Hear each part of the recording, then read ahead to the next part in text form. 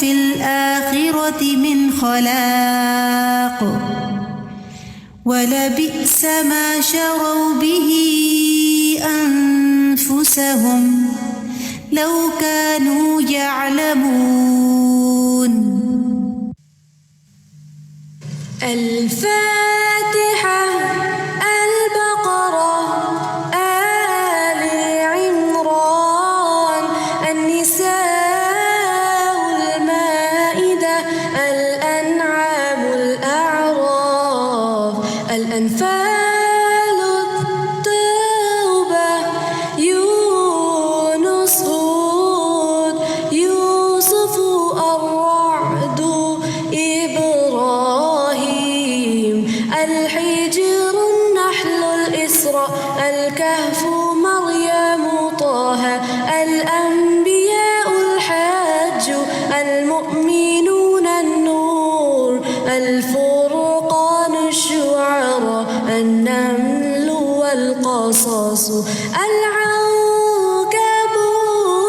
الروم، لقمان، السجدة، الأحزاب، سباء، فاطر، ياسين، الصافات، الصاد، الزمر، المؤمن، فصلت، الشورى، زخرف، الدخان، الجاثيات، الأحقاف، محمد، الفتح، الحجرات، قاف، الذاريات، الطور، النجم والقمر، الرحمن، الواقعة، الحديد،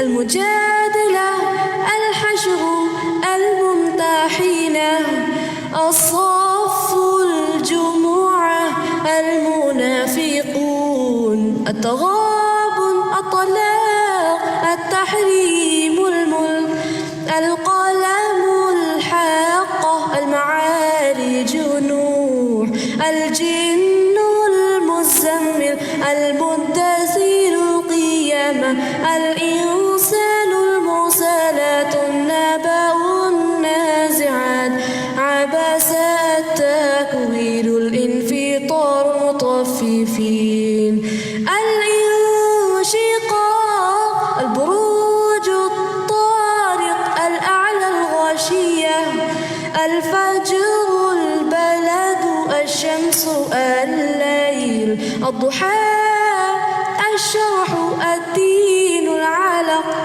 القدر، البينة، الزلزلة، العاديات، القارعة، التكاثر، العصر، الهمزات، الفيل، قريش، الماعون، الكوثر، الكافرون، النصر والمسد، الإخلاص، الفلق والآخر والناس، سورة القرآن.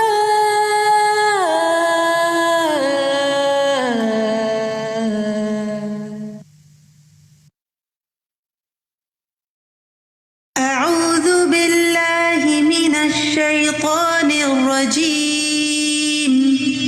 بسم الله الرحمن الرحيم. الحمد لله رب العالمين الرحمن الرحيم مالك يوم الدين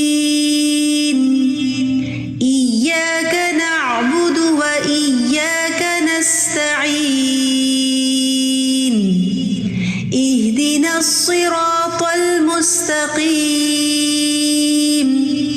صراط الذين أنعمت عليهم غير المغضوب عليهم ولا الضالين.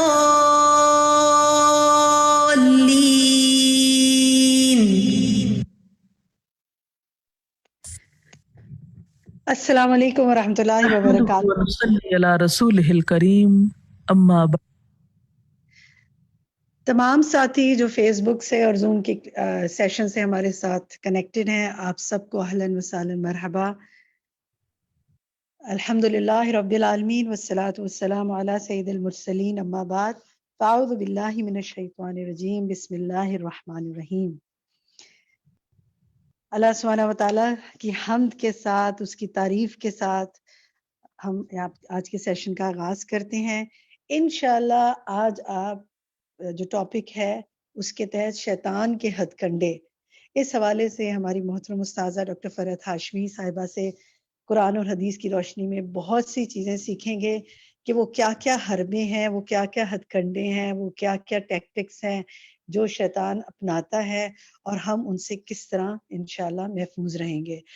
وہ جس کو اللہ تعالیٰ نے جس سے پناہ مانگنے کے لیے ہمیں حکم دیا، وہ رجیم مردود جس کو اللہ سبحانہ و تعالیٰ نے فرمایا، اور ہم اس سے کیسے پناہ مانگیں، کیا کیا کام کریں، یہ انشاءاللہ آج کے سیشن میں آپ کو مزید انلائٹمنٹ حاصل ہوگی۔ اور سیشن کے بعد، استاذہ کی ٹاک کے بعد انشاءاللہ ہم ڈسکشن سیشن رکھیں گے، ہاف این آور کا ہوگا۔ آپ کو اس میں انشاءاللہ بھرپور حصہ لینا ہے تاکہ ہم دیکھیں کہ ہم نے کتنا پرسیو کیا، کتنا سمجھے ہم، اور مزید ہمیں کیا کیا اس میں سیکھنا ہے۔ جزاکم اللہ خیرن کثیرا۔ تو ہم آغاز کرتے ہیں، استاذہ کی بات سنتے ہیں۔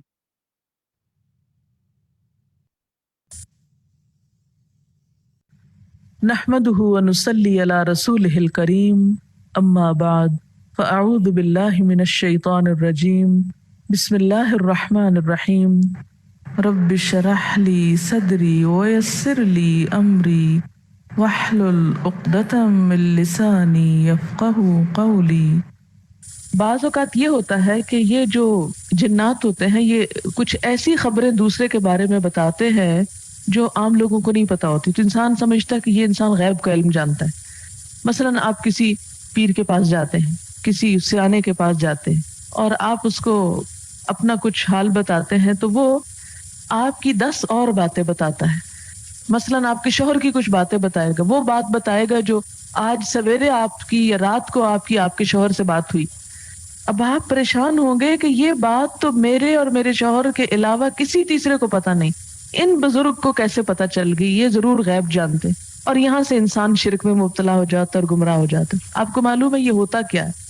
ہوتا یہ ہے کہ ایسے کچھ لوگ جنات کو تابع کرتے ہیں، مسخر کرتے ہیں، اپنے قابو میں کرتے ہیں، اور اس کو بھیج دیتے ہیں فوراً اس شیطان کے پاس جو اس کے شوہر کے ساتھ لگا ہوا ہے، اور اس سے پوچھ لیتے ہیں کہ آج رات یہ شوہر اور بیوی آپس میں کیا بات کر رہے، اور وہ اس سے وہ بات پوچھ کے آ کے ادھر بتا دیتا اور یہ فوراً اس عورت کو بتا دیتا ہے، اور اس طرح انسان جو ہے وہ گمراہ ہو جاتا ہے۔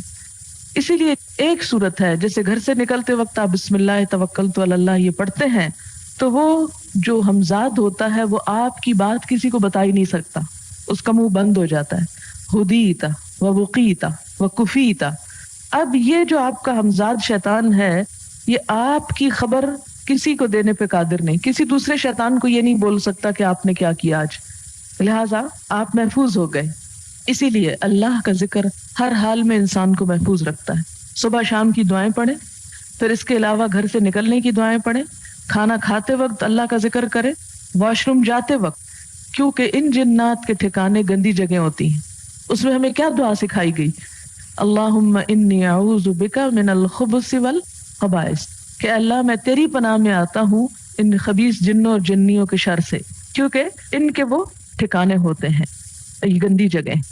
اسی طرح آپ دیکھیں کہ جب آپ کسی ایسی درخت کے نیچے یا باہر کسی علاقے میں آپ کو ضرورت پیش آئے رفع حاجت کی، تو اس میں بھی آپ دعائیں پڑھے بغیر کہیں نہ بیٹھیں۔ عموماً درختوں کے نیچے لوگ بیٹھ کے جب رفع حاجت کرتے ہیں تو کئی دفعہ جنات کے اثر میں آ جاتے ہیں کہ وہ کہتے ہیں کہ انہوں نے ہمیں نقصان پہنچایا یا تکلیف دی۔ اور پھر سب سے زیادہ شیطان اس شخص پہ حملہ آور ہوتے ہیں جو غافل ہوتا ہے، اللہ کا ذکر نہیں کرتا۔ قرآن پاک میں آتا ہے وَمَن يَعْشُ عَن ذِكْرِ الرَّحْمَنِ نُقَيِّضْ لَهُ شَيْطَانًا، جو رحمان کے ذکر سے غفلت برتتا ہے، رحمان کے ذکر سے تغافل برتتا ہے، نُقَيِّضْ لَهُ شَيْطَانًا، ہم اس پہ شیطان مسلط کر دیتے ہیں، فَهُوَ لَهُ قَرِينٌ، وہ اس کا دوست بن جاتا ہے۔ یہ سورۃ زخرف کی آیت نمبر 36 ہے۔ اسی طرح ایک اور جگہ پر آتا ہے وَقَيَّضْنَا لَهُمْ قُرَنَاءَ، ہم نے ان پر ایسے ساتھی مسلط کر دیے ہیں، فَزَيَّنُوا لَهُم مَا بَيْنَ أَيْدِيهِمْ وَمَا خَلْفَهُمْ، جو انہیں آگے اور پیچھے ہر بری چیز خوشنما بنا کے دکھاتے ہیں۔ پھر اسی طرح یہ ہے کہ جیسے انسانوں کی فوجیں ایسی جنات کی فوجیں بھی ہیں، کیونکہ قرآن پاک میں افتتخذونہ وذریتہ شیطان کی اولاد کا ذکر کیا گیا.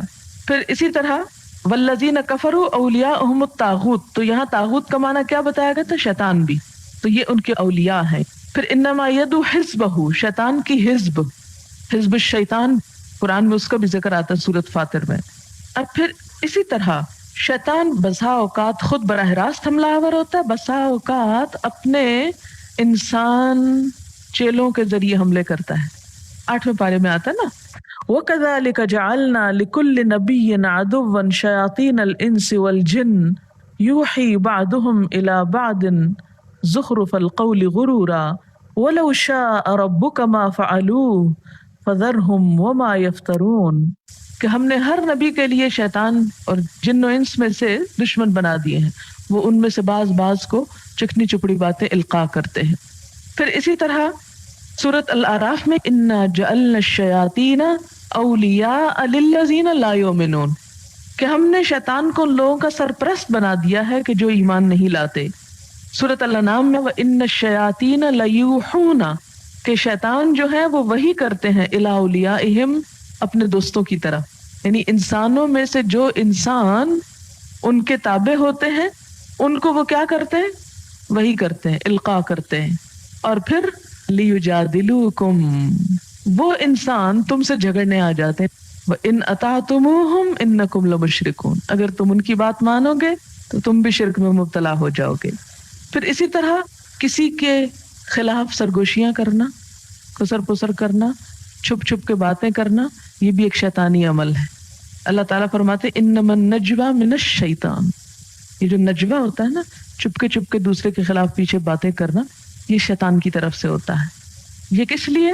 لیحزن الذین آمنوا، تاکہ ایمان والے جو ہے وہ غمگین ہوں، ان کو پریشان کرنے کے لیے کہ دیکھو یہ میرا مسلمان بھائی میرا خیر خواہ نہیں، اس کے ساتھ ملا ہوا ہے میرے خلاف.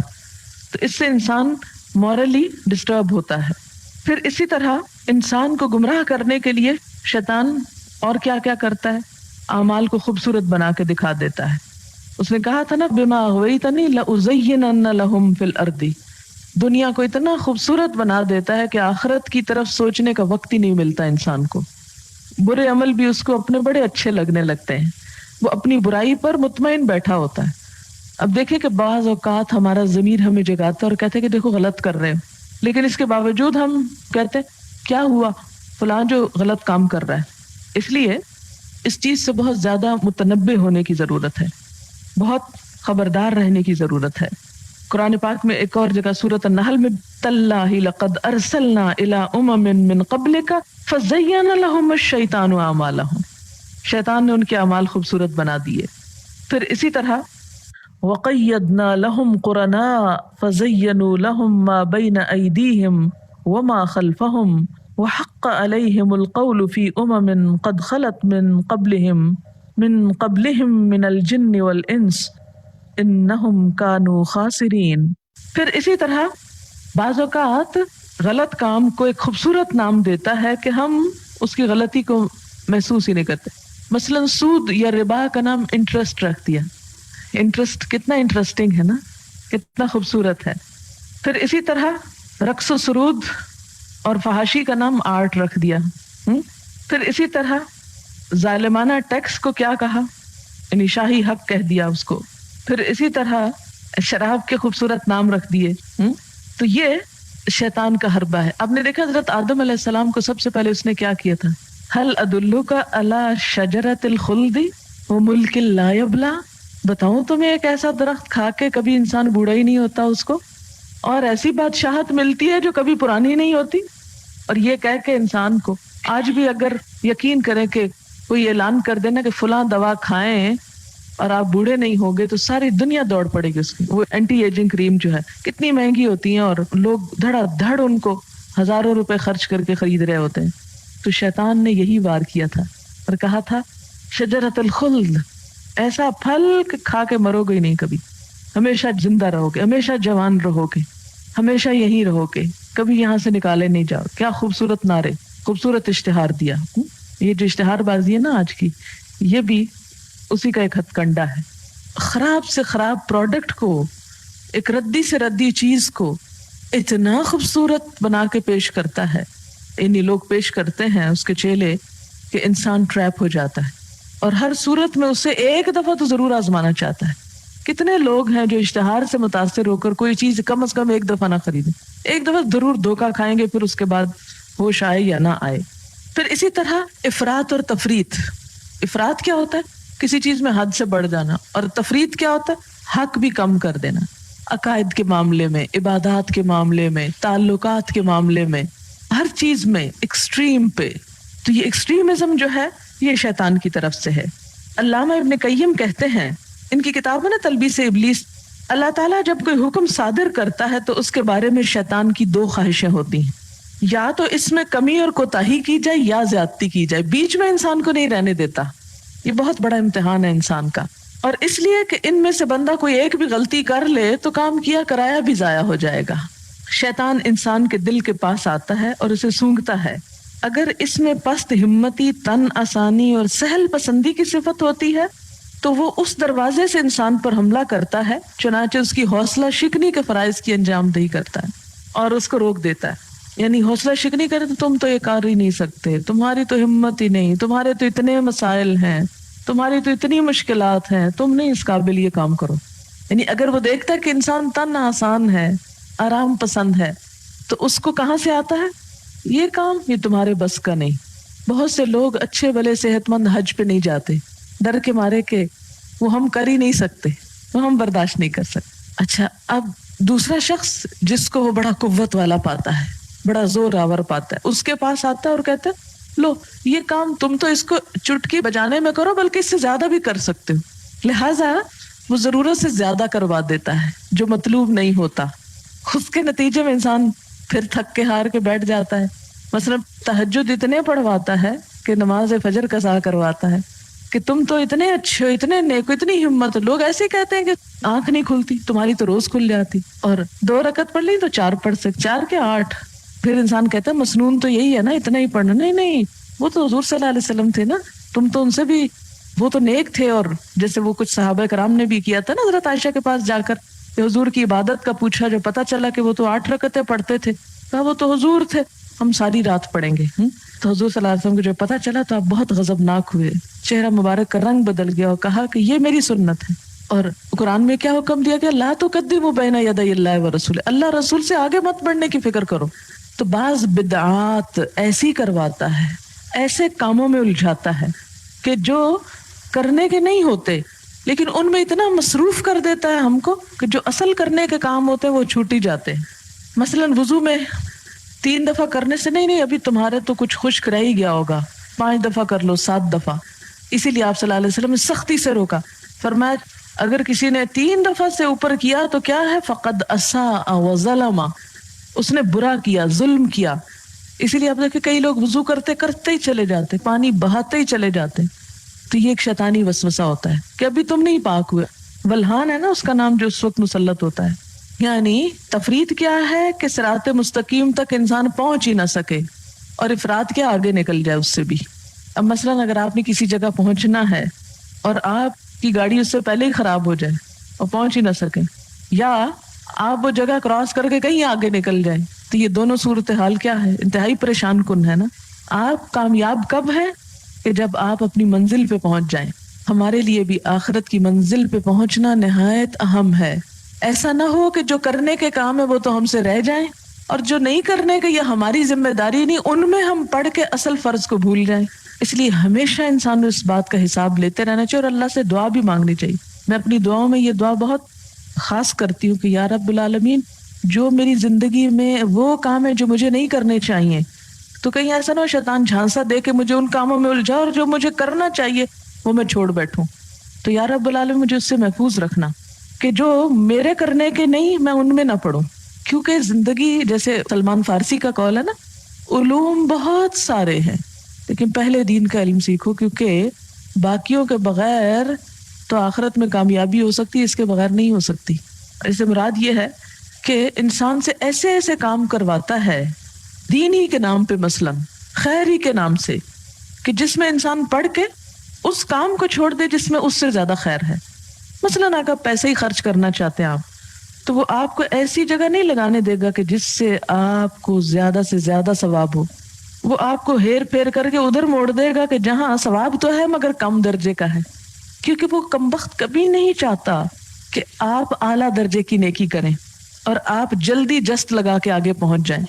اس لیے یاد رکھیں یہ اس کا بڑا شدید حربہ ہے کہ غیر ضروری کاموں میں مصروف کروا کے انتہائی ضروری کام سے غافل کروانا.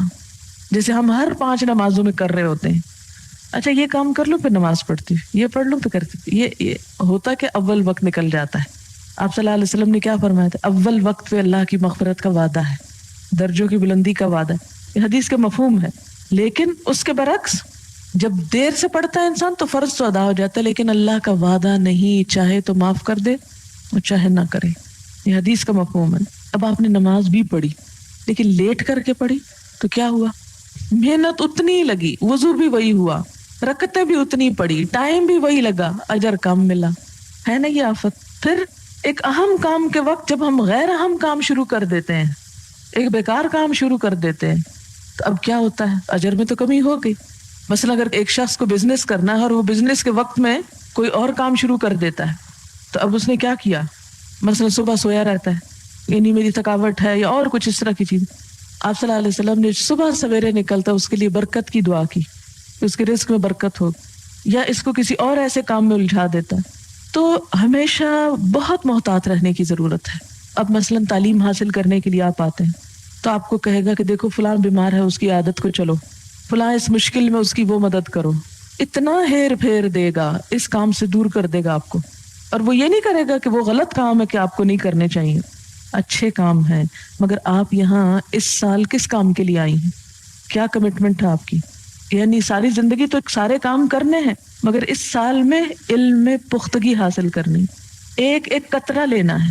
آپ دیکھیں نا، جیسے نبی صلی اللہ علیہ وسلم نے پلیٹ صاف کرنے کو کہا نا، اور کیا فرمایا کہ معلوم نہیں کہ کس حصے میں برکت ہے، انگلیاں تک چاٹ لو. تو علم کے معاملے میں بھی کبھی حقیر نہ سمجھے کہ یہ تو قطرہ ہے، یہ تو میں کر لوں گی، پھر کسی وقت کر لوں گی. نہیں، جب تک وہ قطرہ بھی اس بڑے ذخیرے میں ایڈ نہیں ہوگا تو وہ پوری برکت نہیں آئے گی. اور یہ انسان کا اتنا نازک اور اتنا کمزور پہلو ہے کہ شیطان اس سے بڑی جلدی حملہ آور ہوتے. جیسے میں پی ایچ ڈی کر رہی تھی نا، کبھی بچوں کی یاد دلواتا، کبھی مجھے کہتا کہ تم پہ کب فرض ہے، یہ تو عورتوں پہ فرض ہی نہیں کہ اتنا علم حاصل کرے، تو مردوں کا کام ہے، یہ کسی کا ادھر کا ہے ادھر کا ہے، بہت کچھ وسوسے. تم سے خدا پوچھے گا نہیں تم نے بچوں کو جو چھوڑا ہے، تم سے خدا یہ نہیں پوچھے گا جو تم فلاں کام نہیں کر رہی. اب آپ دیکھیں وہ سب باتیں اپنی جگہ. یعنی میں کہتی ہوں کہ ان 4 سالوں میں جتنا شیطان مجھ پہ حملہ آور ہوا ہے شاید زندگی کے کسی حصے میں نہیں. اور مجھے پتا تھا کہ یہ 4 سال قربانی کے کروں گی تو اس قابل ہوں گی جس میں آج کر رہی ہوں. کیونکہ جانے سے پہلے میں سب حالات کا یہاں سے جائزہ لے کر گئی تھی کہ مجھے چاہیے کیا کیا. مجھے ڈگری چاہیے، مجھے علم چاہیے، مجھے تجربہ چاہیے، ساری لسٹ تھی میرے سامنے. اور ایسے ہی نہیں کہ جذبات میں اٹھ کے بھاگ چلی تھی کہ سب کچھ چھوڑ کے الٹ پلٹ کر کے چلی گئی تھی. نہیں، یہ ایک لمبی پلاننگ تھی، ایک منصوبہ تھا کہ مجھے یہ کرنا ہے، یہ کام، یہ سب کچھ دین کی خدمت کے لیے مجھے حاصل کرنا ہے. اور اس میں یہ نہیں کہ کوئی میرا ذاتی فیصلہ تھا. میرے والد عالم تھے الحمدللہ، میرے سسر عالم تھے اور عالموں کی صحبت تھی. ان سب کے مشورے، ان کی اجازت، ان کے تعاون، ان کے دین کے فتوے کے ساتھ میں نکلی تھی. اور پھر وہاں بھی الحمدللہ علماء سے تعلق تھا اور ان کے سامنے سب کچھ ہو رہا تھا. اس کے باوجود شیطان ایسی نازک رگوں پہ حملہ کرتا تھا کہ خیال دلاتا کہ بس جو کچھ کر رہی ہے بالکل بیکار ہے اور تم اس سے بہتر فلاں اور فلاں کام کر سکتی. آپ تھوڑی دیر کے لیے سوچیں، اگر میں ان میں سے کسی ایک چیز کو مان کے اپنا وقت ضائع کر کے آ جاتی تو لوگوں کے لیے ایک اتنی بیڈ ایگزامپل ہوتی. دیکھا پی ایچ ڈی کرنے گئی تھی، کر کے نہیں آئی، ڈگری لے کر نہیں آئی. اور مجھے پتا ہے کہ اس معاشرے میں ڈگری کی ویلیو کیا ہے. یہ ڈگری میں نے اس لیے نہیں حاصل کی کہ میرے نام کے ساتھ ایک ٹائٹل لگ جائے، اس لیے حاصل کی تھی کہ یہ ہتھیار ہے. جسے میدان میں لڑنے کے لیے ہتھیار چاہیے ہوتا ہے نا، تلوار کے بغیر جتنے بھی جذبے ہوں آپ نہیں لڑ سکتے. اسی طرح بعض کام کرنے کے لیے یہ جو کاغذ کا ٹکڑا ہے نا بیکار سا، یہ تلوار کا کام کرتا ہے. یہ پی ایچ ڈی جو ہے نا، یہ ایک تلوار کا کام کرنے والی چیز تھی کہ جو مجھے چاہیے تھی. اب تو ایک ٹرینڈ سیٹ ہو گیا نا معاشرے کے اندر کہ دین سیکھنا چاہیے، ایک اویئرنیس ہو گئی. تو جس وقت مجھے یہ کام کرنا تھا اس وقت لوگ ڈگری چاہتے تھے، کوئی نام چاہتے تھے، اپنے سے سپیریئر دیکھنا چاہتے تھے، اپنے جیسے سے نہیں سیکھنا چاہتے تھے. ابھی تک بھی یہ چیز ہے. تو اس کے لیے مجھے ایک جہاد سے گزرنا تھا، ایک جدوجہد کرنی تھی، اور میں اس پہ پوری طرح کنونسڈ تھی کہ جس راستے پر میں ہوں میں درست ہوں اور مجھے قربانی کرنی ہے. لیکن جب انسان بڑی قربانی کرنے لگتا ہے نا، شیطان اتنی شدت سے پورے لاہو لشکر کے ساتھ حملہ آور ہوتا ہے کہ اس کو کرنے نہ دو، اگر یہ کر گیا تو ہمارا بیڑا غرق ہے. تو یہ اسی طرح آپ لوگ بھی اب جب پڑھ رہے ہیں نا، کبھی آپ کو کوئی کہ دیکھو آج تمہاری اماں بیمار ہے، بھی اماں کے پاس 2 بچے اور بھی تو ہیں، وہ اسکول چلے گئے، آپ کیوں نہیں جا سکتے؟ آپ کو اس لیے پکڑا جا رہا ہے جی آپ چونکہ دین جو پڑھ رہے ہیں، اس لیے آپ کو دین کا تانا دیکھ کر دین کے کام سے روکا جا رہا ہے. میں مانتی ہوں والدین کا احسان، رشتہ داروں کا خیال سب دنیا ضرور کرے اور ساری زندگی کرنا چاہیے، لیکن جب انسان ایک بڑے فرض کی ادائیگی کے لیے نکلتا ہے تو یہ چھوٹے فرض ساقط ہو جاتے ہیں اس سے. اب مثلاً آپ دیکھیں کہ نبی صلی اللہ علیہ وسلم کے ساتھ جب صحابہ کرام جہاد کو جاتے تھے، غزوہ تبوک کی مثال لیں، فصلیں کاٹنے والی تھیں، شیطان یہ نہیں کہتا ہوگا کہ دیکھو فصل نہ کاٹی بھوکے مر جاؤ گے، اسلام بھوکے مرنے کا حکم دیتا ہے، خودکشی کرو گے مت جاؤ، اور کچھ لوگ رہ گئے. تو اب جیسے آپ پڑھ رہے ہیں، اگر سنجیدگی سے نہیں پڑھیں گے کل جا کر غلط سکھائیں گے. آپ لکھ لیں بے شک، جب صحیح کانسیپٹس کلیئر ہی نہیں آپ کے یہاں تو جا کر آپ لوگوں کو ہدایت دینے کی بجائے گمراہ کریں گے. جب آپ نے ایک آیت کے صحیح مفہوم کو سمجھا ہی نہیں، کلاس میں حاضر ہی نہیں ہوئے، بیٹھے ہی نہیں، سوال ہی نہیں کیا، اس چیز کو واضح ہی نہیں کیا، تو جب آپ پڑھانے کے لیے بیٹھیں گے معلوم نہیں کیا کچھ کریں گے آپ. شیطان یہی تو چاہتا ہے کہ آپ تھکیں بھی، سکھائیں بھی اور غلط سکھائیں، تاکہ آپ کے نامہ اعمال میں نیکی کی بجائے بدی لکھی جائے، لوگوں کو گمراہ کرنے کا الزام لکھا جائے. تو اس لیے میں سمجھتی ہوں کہ باقی کام بھی بڑے ضروری ہیں، لیکن جب آپ اس چیز کے ساتھ آپ نے کمٹمنٹ کی ہے تو اس کمٹمنٹ کو نبھائیں، کیونکہ اگر اس میں کمی رہ گئی تو یہ بہت بڑا جرم ہوگا، کیونکہ آپ نے اوروں کو لے کر چلنا ہے. یہ کورس اس چیز کے لیے نہیں کہ صرف آپ کے عمل میں ایک اچھی خوشگوار تبدیلی آ جائے، یہ اس لیے بھی کہ آپ نے دوسروں کو راہ دکھانی. اور شیطان سب سے بڑھ کر حملہ آور ہوگا، اور وہ آپ سے وہ کام کرائے گا جو آپ کے علاوہ اور لوگوں کو کرنے چاہیے، اور کرنے والے موجود ہیں. اس وقت وہ ہمیں پھسلاتا ہے، احساس دلاتا ہے، دیکھو اگر تم نے یہ نہ کیا تو لوگ کہیں گے دیکھو کیسا ہے، کیسا دین کا کام کر رہا ہے، یہ کام بھی نہیں کرتا. بعض اوقات لوگ مجھ سے بھی کچھ باتیں کرتے ہیں، آپ نے یہ تو کیا نہیں تو آپ قرآن کیا سکھا رہی؟ تو میں اس وقت یہ کہتی ہوں کہ کیا یہ کام صرف میرے کرنے سے ہوگا، یا اس کی ذمہ داری صرف ایک مجھ پر ہے؟ اگر صرف ایک مجھ پر ہے تو میں وہ چھوڑ دیتی ہوں جو میں کر رہی ہوں. آپ کے خیال میں وہ غیر اہم کام ہے جو میں کر رہی ہوں، یعنی میں بیکار کھیل کھیل رہی ہوں؟ جو میں کر رہی ہوں وہ بھی بہت اہم ہے، اور میں 100% کنونسڈ ہوں اس چیز سے کہ جو میں کر رہی ہوں مجھے کرنا ہے اور کرنا چاہیے. میں اب کسی قیمت پر اس کو چھوڑ کر اس سے کم اہم کام جو کوئی دوسرا کر سکتا ہے وہ نہیں کروں گی کہ میرا یہ وقت ضائع نہ ہو. کیوں؟ اس لیے کہ جو میں کر رہی ہوں اگر آپ میری جگہ آ جائیں تو میں وہ کرتی ہوں، میری جگہ آپ آ جائیں، یہاں بیٹھ جائیں، یہ کام آپ سکھائیں تو میں وہ کرتی ہوں جو آپ نہیں کرنا چاہتے اور مجھ سے کروانا چاہتے ہیں. ٹھیک ہے، کرنے کو تو ہر وقت آپ کام کریں اور بہت کچھ کریں، کام تو اتنے ہیں خیر کے، بھلائی کے، نیکی کے، جو کبھی ختم نہ ہو. تو یہ اس طرح کی بہت ساری چیزیں ہیں جن سے شیطان انسان کو، جیسے آدم علیہ السلام کو جنت میں اس نے اسی، یعنی ہزاروں درخت ہوں گے جنت، جنت تو نام ہی گھنے درختوں کی جگہ ہے نا، ہم سب میں اسی کے پاس لے گیا. اور کس طرح لے گیا کہ یہ کھا لو تو سب خیر ہے، فرشتے بن جاؤ گے، ہمیشہ رہو گے، اور معلوم نہیں کیا کچھ، سب کچھ چھوڑوا کے وہاں لے گیا. ہر وقت ہم سب کے ساتھ وہ یہی کر رہا ہے کہ اچھے کام چھوڑوا کے بیکار کاموں کی طرف لے جائے گا. اور اس لیے نہیں لے جائے گا کہ آؤ یہ بیکار کام کرو، ان کو اتنا بڑا بنائے گا آپ کے سامنے کہ آپ اصل سے پھسل جائیں گے، ہٹ جائیں گے. تو اس لیے ہر لمحے اس بات پہ محتاط رہنے کی ضرورت ہے، اور اللہ کی پناہ کے بغیر اس سے آپ نہیں بچ سکتے. جب تک اللہ سے تعلق مضبوط نہیں ہوتا، اللہ کی پناہ آپ طلب نہیں بچا جا سکتا. کبھی مت سوچیں کہ میرے میں اتنی طاقت ہے کہ میں شیطان سے لڑ لوں گی یا میں شیطان کو ہرا دوں گی. یہ اللہ کی تائید سے ہوتا ہے. پھر اسی طرح ایک اور شیطان کا حربہ، آج نہیں کل کر لیں گے، آج کا کام کل پہ، کوئی بات نہیں، اس سال نہیں اگلے سال کر لیں گے. جب صبح کی نماز ہوتی ہے نا تو اس وقت آپ صلی اللہ علیہ وسلم نے فرمایا، صحیح بخاری میں ہے، جب کوئی شخص سوتا ہے تو شیطان اس کی گدی پر 3 گرہ لگاتا ہے، ہر گرہ لگاتے وقت کہتا ہے رات لمبی ہے سو جا. آدمی بیدار ہو جاتا ہے اور اللہ کا نام لیتا ہے تو ایک گرہ کھل جاتی. وضو کرتا ہے دوسری کھل جاتی، نماز پڑھتا ہے ساری گرہیں کھل جاتی ہیں اور وہ چست خوش دل تازہ دم ہو جاتا ہے، ورنہ اس پہ خباثت اور سستی طاری ہو جاتی۔ پھر اس طرح بخاری اور مسلم میں اگر کوئی شخص نیند سے بیدار اور وضو کرے تو اسے 3 مرتبہ ناک سے پانی ڈال کے جھاڑنا چاہیے، اس لیے کہ شیطان ناک کے باندھ پہ رات گزارتا ہے۔ یہ حدیث کے الفاظ ہیں، اس لیے ماننے ہوں گے۔ نبی صلی اللہ علیہ وسلم سے ایک ایسے شخص کے متعلق پوچھا گیا جو رات کو سوتا اور سورج چڑھنے پر اٹھتا ہے، سورج نکلنے کے بعد اٹھتا ہے۔ آپ نے فرمایا ایسے شخص کے کان میں شیطان پیشاب کرتا ہے۔ جی ہاں، اب یہ میری بات نہیں ہے، صحیح حدیث ہے اور ماننا ہوگا۔ اب ہم کہیں گے کہ وہ ہمیں تو نظر نہیں آتا، تو شیطان خود کہاں نظر آتا ہے؟ جیسے وہ خود آپ کو نظر نہیں آتا اور اس کا وجود ہے، اسی طرح اس کے جو سارے لوازمات ہیں کہ وہ کھا رہا ہے اور وہ پیشاب کر رہا ہے وہ بھی موجود ہے سب کچھ، لیکن ضروری نہیں کہ وہ انسانی کسی چیز سے ریزمبل کرتا ہو۔ اچھا، یہ ساری باتیں کیوں کرتا ہے؟ انسان کو ٹالنے کے لیے، ابھی نہیں، ٹھہر جا، سو جا، اٹھتا ہے نا سویرے انسان، سو جا، ابھی تو بڑی رات ہے، سویا رہ، ابھی بڑا ٹائم ہے، الارم بجے، اچھا ابھی تو میں نے جلدی الارم لگایا تھا، اچھا ابھی اتنے منٹ ہیں، ابھی ذرا 5 منٹ اور سو جاتے ہیں۔ سب سے زیادہ حملہ آور اس وقت ہو رہا ہوتا ہے۔ ابن الجوزی کہتے ہیں کتنے یہودیوں اور عیسائیوں کے دلوں میں اسلام کی محبت کا خیال آیا، لیکن شیطان ان کو روکتا رہا اور کہتا رہا جلدی مت کرو، ابھی غور و فکر اور کر لو، ابھی اسلام کو ذرا اور سمجھ لو، ٹالتا رہا یہاں تک کہ ان کی موت کفر پر ہی ہو گئی۔ اس طرح شیطان گناہگار کو توبہ سے روکتا ہے، کہتا ہے ابھی نہیں، ابھی تو جوان ہو، بوڑھے ہو جو پھر توبہ کرنا، حج پر جانا پھر توبہ کر لینا۔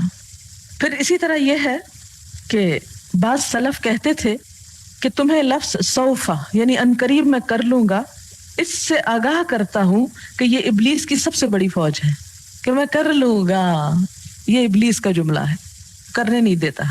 پھر اسی طرح یہ ہے کہ جھوٹے وعدے، جھوٹی امیدیں، یعدہم ویمنیہم وما یعدہم الشیطان الا غرورا، وہ لوگوں سے وعدے کرتا ہے اور انہیں امیدیں دلاتا ہے، مگر شیطان کے سارے وعدے بجز فریب کے اور کچھ بھی نہیں۔ آپ کو یاد ہوگا کہ جنگ بدر کے موقع پر اس نے کیا کہا تھا کہ میں تمہارے ساتھ ہوں، انسانی شکل میں آ کے ان سے کہا تھا، ایک قبیلے کے سردار کی شکل میں، ہم تمہارے ساتھ ہیں، فکر نہ کرو۔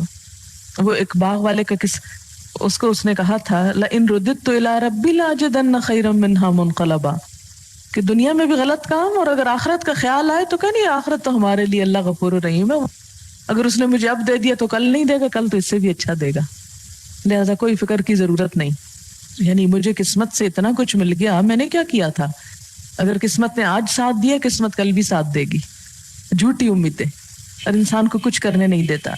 اسی طرح شیطان انسان سے اظہار ہمدردی بھی کرتا ہے، قاسمہما انی لکما لمن الناصحین، قسمیں کھائیں میں تمہارا بڑا خیر خواہ ہوں، بڑا ہمدرد ہوں۔ اسی طرح کمثل الشیطان اذ قال للانسان اکفر فلما کفر قال انی بریء منک انی اخاف اللہ رب العالمین۔ اچھا، پھر اسی طرح وہ یکا یک گمراہ نہیں کرتا، گریجولی کرتا ہے، آہستہ آہستہ، ایک کے بعد ایک، یعنی پہلے ایک غلط کام کراتا ہے، جب وہ ہو جاتا ہے نا پھر کہتا ہے اچھا ایک قدم اور آگے بڑھ جاؤ، دیکھو یہ کر لیا تو یہ کرنے میں کیا حرج ہے، اچھا وہ کر لیتا انسان، پھر کہتا نہیں اس سے آگے ہو جاؤ، آہستہ آہستہ قریب کرتا ہے اور انسان کو غیر محسوس طریقے سے اس بڑے شر میں جا پھنساتا ہے، ایسی دلدل میں لے جاتا ہے کہ وہاں سے نکلنا مشکل ہو جاتا ہے، اور ہر گناہ اگلے گناہ کا دروازہ کھولتا ہے، جیسے نیکی نیکی کا دروازہ کھولتی، اسی طرح گناہ گناہ کا دروازہ کھولتا ہے۔ اس سیاہ نکتے والی حدیث یاد ہوگی آپ کو، ایک برائی سے ایک سیاہ نکتہ لگتا ہے، پھر انسان توبہ نہیں کرتا، پھیلنا شروع ہو جاتا ہے، سارا دل سیاہ ہو جاتا ہے۔ پھر اسی طرح بھلوا دیتا ہے چیزوں کو، نسیان اور غفلت۔ حضرت آدم کے بارے میں اللہ تعالیٰ فرماتے ہیں فنسیا، آدم بھول گئے تھے، ولم نجد لہ عزما۔ حضرت موسیٰ اور خضر کے قصے میں کیا کہا تھا اس نے کہ ما انسانیہ الا الشیطان ان اذکرہ، اچھے کاموں کو بھلوا دیتا ہے۔ بعض لوگوں کو نماز بھی بھول جاتی ہے، کبھی آپ کو ایکسپیرینس ہوا ہوگا کہ این جب سورج غروب ہونے قریب، میں تو عصر کی نماز ہی نہیں پڑھی آج، تو میں بھول ہی گیا، اکثر ایسے کرے گا، اور شاید سبق بھی بھلوا دیتا ہوں، پرچہ بھی بھلوا دیتا ہوں، سب کچھ آتا تھا، پرچہ آتے بھول گیا، نہ تم نہیں کر سکتے، ڈسکریج مت کرو۔ پھر اسی طرح کہ جب انسان ایسی مجلس میں بیٹھ جائے جہاں دین کا مذاق اڑایا جاتا ہے تو پھر کیا کرے؟ وَإِمَّا يُنْسِيَنَّكَ الشَّيْطَانُ فَلَا تَقْعُدْ بَعْدَ الذِّكْرَىٰ مَعَ الْقَوْمِ الظَّالِمِينَ. شیطان تمہیں بھلوا دے تو جب غلطی کا احساس ہو تو پھر ایسے لوگوں کے ساتھ مت بیٹھو. پھر اسی طرح یوسف علیہ السلام کو کئی سال جیل میں رہنا پڑا. کیوں؟ جس شخص کو انہوں نے میسج دے کے بھیجا تھا اسے فَأَنْسَاهُ الشَّيْطَانُ، شیطان نے وہ اچھا کام کروانا بھلوا دیا اس کو. اور آہستہ آہستہ انسان پہ حاوی ہوتا ہے، پھر پوری طرح کلی کنٹرول میں لے لیتا ہے، پھر انسان کو پورا غافل کر دیتا ہے. جیسے سورۃ المجادلہ میں آتا ہے استحوذ علیہم الشیطان فانساہم ذکر اللہ. سب سے پہلے اللہ کا ذکر چپ کراتا ہے، بند کرواتا ہے. شیطان ان پہ مسلط ہو چکا ہے اور اس نے خدا کی یاد ان کے دل سے نکال دی ہے، اور وہ شیطان کی پارٹی کے لوگ ہیں. خبردار، ان حزب الشیطان هم الخاسرون، شیطان کی پارٹی کے لوگ خسارہ پانے والے، یعنی جو اس کے ساتھ غلط کاموں میں شریک ہو جائیں. پھر اسی طرح یہ ہے کہ خوف دلاتا ہے، اچھے کام کرتے وقت انسان کو خوف دلاتا ہے، یہ کیا تمہاری صحت خراب ہو جائے گی، روزے رکھو گے صحت خراب ہو جائے گی، بیماری بڑھ جائے گی. پھر اسی طرح نماز پڑھو گے گھٹنے گھس جائیں گے، بیٹھ کے پڑھا کرو.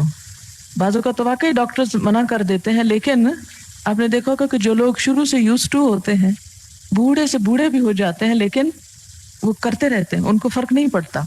پھر اسی طرح یہ ہے کہ انسان کے نفس پہ غلبہ پاتا ہے، پہلے نفسانی خواہشات کو ابھارتا ہے، ایسے کام کرواتا ہے کہ جس میں نفس کو لذت ملتی ہے. پھر اور اس کی میں ابھی مزید ڈیٹیل بتاؤں گی اگلی آیت کے ذریعے کہ نفس پہ کس طرح کنٹرول کرتا ہے، نفس کو پسندیدہ چیزیں کون سی ہیں اور وہ ان کے ذریعے کیسے آتا ہے. پھر شکوک و شبہات ڈالتا ہے. شکوک و شبہات بخاری اور مسلم کی حدیث ہے، تم میں سے بعض آدمیوں کے پاس شیطان آ کر کہتا ہے فلاں چیز کس نے پیدا کی، فلاں کس نے پیدا کی، اور نوبت یہاں تک پہنچتی ہے کہ پوچھتا ہے تیرے رب کو کس نے پیدا کیا. کبھی آیا ایسا خیال؟ یہ سراسر شیطان کی طرف سے ہے. جب بات یہاں تک پہنچ جائے تو آدمی کو اللہ کی پناہ مانگنی چاہیے اور وہیں رک جانا چاہیے. بس بعض صحابہ اپنے دل میں پیدا ہونے والے شیطان کے وسوسوں کے بارے میں نبی صلی اللہ علیہ وسلم سے شکایت کی اور کہا کہ یا رسول اللہ صلی اللہ علیہ وسلم، ہمارے دل میں ایسے خیالات پیدا ہوتے ہیں جن کو زبان پر لانا بھی ہم کو گوارا نہیں. آپ نے فرمایا کیا حقیقت میں تمہارے دلوں میں ایسے خیال آتے ہیں؟ انہوں نے کہا ہاں. آپ نے فرمایا یہی خالص ایمان ہے کہ شیطان اسی جگہ پہ حملہ کرتا ہے جہاں ایمان ہوتا ہے، وسوسے وہیں آتے جہاں ایمان ہوتا. جیسے چور ڈاکو کہاں حملہ کرتے ہیں؟ جہاں کوئی مال دولت ہوتی. تو جس دل میں ایمان ہوتا ہے وہیں شیطان آتا ہے اور ایسے برے برے خیالات لاتا ہے کہ انسان زبان پہ نہ لا سکے. بعض اوقات ایسی بری خیالات دماغ پہ چپک کر رہ جاتے ہیں کہ انسان صحیح کام کرنے کی ہمت ہی نہیں پاتا اپنے اندر. نبی صلی اللہ علیہ وسلم کے پاس ایک آدمی آیا اور کہنے لگا میں اپنے آپ ایسی باتیں کرتا ہوں جن کو زبان پر لانے سے بہتر ہے کہ جل کر بھسم ہو جاؤں. آپ نے فرمایا شکر کرو اس خدا کا جس نے اس کے معاملے کو وسوسے کی طرف لوٹا دیا کہ اللہ اس پہ حساب نہیں لے گا. حتیٰ کہ انبیاء کو بھی نہیں چھوڑتا. وہ آیت یاد ہوگی وما ارسلنا من قبلک من رسول ولا نبی الا اذا تمنى القى الشیطان فی امنیته فینسخ اللہ ما یلقی الشیطان ثم یحکم اللہ آیاته واللہ علیم حکیم. اس کا ترجمہ کیا ہے؟ اے نبی صلی اللہ علیہ وسلم، تم سے پہلے ہم نے نہ کوئی رسول ایسا بھیجا ہے نہ نبی جس کے ساتھ یہ معاملہ پیش نہ آیا ہو کہ جب اس نے تمنا کی شیطان نے اس کی تمنا میں کچھ ڈال دیا. اس طرح جو کچھ بھی شیطان القاء کرتا ہے اللہ اس کو ختم کر دیتا ہے اور اپنی آیات کو پختہ کرتا ہے، اور اللہ علیم و حکیم ہے. اللہ ایسے کیوں ہونے دیتا ہے؟ تاکہ شیطان کی ڈالی خرابی کو فتنہ بنا دے ان لوگوں کے لیے جن کے دلوں میں بیماری ہے اور جن کے دل سخت ہیں. بے شک ظالم لوگ اناد میں بہت دور نکل گئے ہیں. پھر کچھ شیطانی کام ہیں جیسے شراب، جوا، بت پرستی، فال نکالنا کہ رجس من عمل الشیطان. جو شخص ان کاموں میں مبتلا ہو وہ پوری طرح شیطان کے تسلط میں ہے. کیونکہ بعض لوگ یہ کہتے ہیں نا کہ شراب کہاں حرام ہے، فرمایا من عمل الشیطان. تو جو عمل الشیطان کوئی نیکی کا کام نہیں ہو سکتا. پھر اسی طرح جادوگری، پھر اسی طرح فال لینا پرندوں سے، تیروں سے، پھر اسی طرح جادو کے چکر میں مبتلا ہو جانا. اور انسان کی مشکل یہ ہے کہ انسان ایسے توہمات میں مبتلا ہو کر ایسے طریقوں سے جادو کا توڑ شروع کرواتا ہے کہ جس میں پھر شرک میں مبتلا ہو جاتا ہے. پھر اسی طرح مرد کے لیے عورت کی شکل میں شیطان کیونکہ عورت جب گھر سے نکلتی ہے شیطان ساتھ نکل آتا ہے اور مرد کے لیے اس کو بہت پرکشش بنا دیتا ہے. اسی طرح گیت گانے وغیرہ یہ ایسے ہتھ کنڈے ہیں جن کے ذریعے شیطان دلوں میں بگاڑ پیدا کرتا ہے اور نفس کو تباہ کر دیتا ہے. اس کے بارے میں آگے وہ جو بسوتے کا لفظ ہے وہاں میں وضاحت کروں گی. پھر شریعت کی پابندی میں سستی اور ہر چیز کی ابتدا دل میں وسوسہ ڈال کر وہ لاتا ہے. اسی لیے دعا سکھائی گئی قل اعوذ برب الناس ملک الناس الہ الناس من شر الوسواس الخناس الذي يوسوس في صدور الناس من الجنة والناس.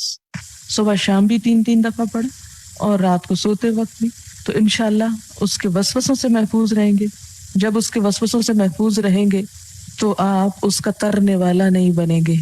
جب اس نے کہا لأحتنکنا، میں کھا جاؤں گا اس کو، چبا جاؤں گا اس کو، کھینچ لوں گا اس کو اپنی طرف، اس کی بیخ کو نہیں کر ڈالوں گا، صاف کر ڈالوں گا. بسا اوقات 70 نیکیاں کرواتا ہے تاکہ ایک غلط کام کر کے ان کو ضائع کروائے. یعنی پہلے تھکاتا ہے انسان کو، یہ اچھا کام کر لو، یہ اچھا کر لو، یہ اچھا کر. انسان اچھے کرتا جاتا ہے تاکہ ایسا ایک کرواتا ہے کہ سارے برباد، سب ڈھا دے. لیکن ساتھ ہی یاد رکھیں، اب اتنی باتیں اس کی ساتھ یاد رکھیں کہ اللہ تعالیٰ فرماتے ہیں ان عبادی لیس لک علیہم سلطان، میرے بندے ان پہ تیرا کوئی زور نہ چلے گا، تیرا کوئی بس نہیں چلے گا، تیرا ہر ہتھ کنڈا ان پہ ناکام ہو جائے گا. وَكَفَى بِرَبِّكَ وَكِيلًا، اور توکل کے لیے تیرا رب کافی ہے. ان عبادی یعنی میرے چنے ہوئے بندے، میرے مومن بندے، اپنی طرف نسبت کی کہ جو میرے سے تعلق رکھیں گے، میری اطاعت کریں گے، مجھ سے محبت کریں گے، میرے راستے پہ چلیں گے، پھر تو ان پہ زور نہیں رکھتا، انہیں میں حفاظت میں رکھوں گا، میں بچا لوں گا. تیرے پاس کوئی زور نہیں ہے کہ تو ان پہ زبردستی کر سکے، کیونکہ شیطان کا کام وسوسے ڈالنا تو ہے مگر زبردستی نہیں کچھ کرا سکتا. آپ کا ہاتھ پکڑ کے کچھ نہیں کرا سکتا، آپ کو کھینچ کے کہیں نہیں لے جا سکتا. وہ قوت آپ کو اللہ نے دی کیونکہ آپ کو فضیلت بخشی. وَلَقَدْ كَرَّمْنَا بَنِي آدم. انسان شیطان کی ساری سازشوں، چالوں، حربوں کے باوجود شیطان کے مقابلے میں افضل ہے، طاقتور ہے، اگر وہ اس کے مقابلے میں اپنی طاقت کو استعمال کرے. لیکن یہ اسی وقت ہو سکتا ہے جب آپ اس کی چالوں سے آگاہ ہوں. تو اب آگاہ تو کر دیا ہے، اب آگے آپ کا کام. قال اذهب، فرمایا جا. کس نے فرمایا؟ اللہ تعالیٰ نے. فمن تبعک، تو جو کوئی تیری پیروی کرے گا، منہم، ان میں سے، یعنی ان بندوں میں سے، ان انسانوں میں سے جو تیرے پیچھے چلے گا، تیری بات مانے گا، فإن جہنم، تو یقیناً جہنم، جزاؤکم، بدلہ ہے تمہارا، جزاء موفورا، پورا پورا بدلہ، وافر بدلہ، یعنی خوب سزا دوں گا ان کو، وافر مقدار میں. اب وہ کس کس طرح کر رہا ہے، کیا کیا اس کو چھوٹ دی گئی، اس کے ہتھیار آلات کیا ہیں. وَاسْتَفْزِزْ مَنِ اسْتَطَعْتَ مِنْهُمْ بِصَوْتِكَ وَأَجْلِبْ عَلَيْهِمْ بِخَيْلِكَ وَرَجِلِكَ وَشَارِكْهُمْ فِي الْأَمْوَالِ وَالْأَوْلَادِ وَعِدْهُمْ وَمَا يَعِدُهُمُ الشَّيْطَانُ إِلَّا غُرُورًا. یہ ہے شیطان کا جال. وَاسْتَفْزِزْ، اور بہکا لے. استفزاز فے سے کمانا ہے استخفاف، کسی کو ہلکا اور حقیر سمجھنا، خفیف سمجھنا. آپ اسی کو اپنے راستے پہ لے جا سکتے ہیں جو آپ کے مقابلے میں قوت میں، دلیل میں کم ہو، خفیف ہو. کسی کو جگہ سے اکھاڑ دینا، استفزاز، بے آرام کر دینا اور دور بھگانا. وستفزز، بہکا لے، اکسا لے، بے آرام کر لے، ہلکا سمجھ لے. من استطاعت، جس کو تو استطاعت رکھتا ہے، جہاں جہاں تک تو جا سکتا ہے. منہم، ان میں سے. کس طرح؟ بصوتک، اپنی آواز کے ساتھ، شیطان کی آواز. فرمایا کہ اپنی آواز کے ساتھ جس جس کو تو بہکا سکتا ہے بہکا لے، اکسا سکتا ہے اکسا لے، اس کی جگہ سے اکھاڑ سکتا ہے اکھاڑ لے، بے آرام کر سکتا ہے کر لے، حق سے دور بھگا سکتا ہے بھگا لے۔ یہ سب معنی استفزاز میں، بہت جامع لفظ ہے۔ اپنی آواز کے ساتھ، اب تک تو ہم نے ساری باتیں اس کے وسوسوں اور اس کی امیدیں دلانے کی اور اس طرح کی پڑھی، تو یہاں آواز کی بات سے کیا مراد ہے؟ کیونکہ آواز تو آواز ہے۔ تو اس میں ہم دیکھتے ہیں کہ صحابہ کرام اور مفسرین کرام نے کیا کہا، آواز کیا ہے شیطان کی۔ مفسرین نے یہاں وہ شیطانی آواز لی ہے جو خدا کی نافرمانی کی طرف بلائے۔ ہر وہ آواز جو انسان کو اللہ کی نافرمانی کی طرف بلائے وہ دراصل شیطان کی آواز ہے، کیونکہ وہ اپنے بعض چیلوں کے اوپر القاء کرتا ہے، انہیں وسوسے ڈالتا ہے، اور وہ چیلے پھر بولتے ہیں اور وہ لوگوں کو منکر کی دعوت دیتے ہیں۔ اور وہ کرتے کیا ہیں؟ یأمرون بالمنکر، منکر کا حکم دیتے ہیں۔ تو وہ انسان بھی جو انسانوں کو برائی کی دعوت دیں، اگر وہ منہ سے بول کر دے رہے ہیں تو وہ دراصل آواز شیطانی آواز ہے۔ ایک معنی اس کا یہ ہے۔ حضرت ابن عباس جو صحابی ہیں، حسن بصری جو تابعی ہیں، جلال الدین سیوطی جو مفسر ہیں، ان کے اقوال کے مطابق شیطان کی آواز سے مراد گانا بجانا ہے۔ وہ گانے بجانے کو شیطان کی آواز قرار دیتے ہیں، جس کے ذریعے سے وہ لوگوں کو حق سے دور کرتا ہے، جیسے کہ سورۃ لقمان میں بھی آتا ہے وَمِنَ النَّاسِ مَن يَشْتَرِي لَهْوَ الْحَدِيثِ لِيُضِلَّ عَن سَبِيلِ اللَّهِ۔ لوگوں میں سے بعض ایسے ہیں جو لہو بات خریدتے ہیں، اور لہو سے مراد بھی الغنا ہے، یعنی گانا، تاکہ اللہ کے راستے سے بھٹکا سکیں۔ اس میں اتنا مصروف کر دیں، مشغول کر دیں کہ لوگوں کے پاس نہ وقت رہے اللہ کی بات سننے کا، نہ دل لگے اس میں۔ تفسیر کبیر میں علامہ آلوسی نے مجاہد جو ایک مفسر ہیں ان سے بصوتک کی تفسیر یوں بیان کی ہے، قال اللہو والغنا، کہ یہ لہو اور غنا ہے، یعنی گانا ہے۔ امام مجاہد فرماتے ہیں هو الغناء والمزامیر، تفسیر ابن کثیر ہے کہ صوت شیطان سے مراد الغناء والمزامیر، گانے اور باجے ہیں، یعنی انسٹرومنٹس میں سے جو کچھ نکلتا ہے۔ پھر اسی طرح ہم دیکھتے ہیں کہ سورۃ شعراء میں آتا ہے هل انبئکم علی من تنزل الشیاطین، کیا میں تم کو بتاؤں کہ شیاطین کس پر اترتے ہیں؟ تنزل علی کل افاک اسیم، وہ اترتے ہیں ہر گناہگار اور ہر سخت جھوٹے انسان پر۔ افاک افک سے ہے نہایت جھوٹا۔ اور پھر ایسی شاعری کہ جس میں فحاشی ہو اور جس میں جذبات کو اکسانے والی اور جنس پر مبنی باتیں جس کے اندر پائی جاتی ہوں، ایسے شاعروں کے بارے میں قرآن واضح طور پر کہتا ہے کہ شعراء ان کی پیروی بہکے ہوئے لوگ ہی کرتے ہیں، اور بہکاتا کون ہے انسان کو؟ شیطان۔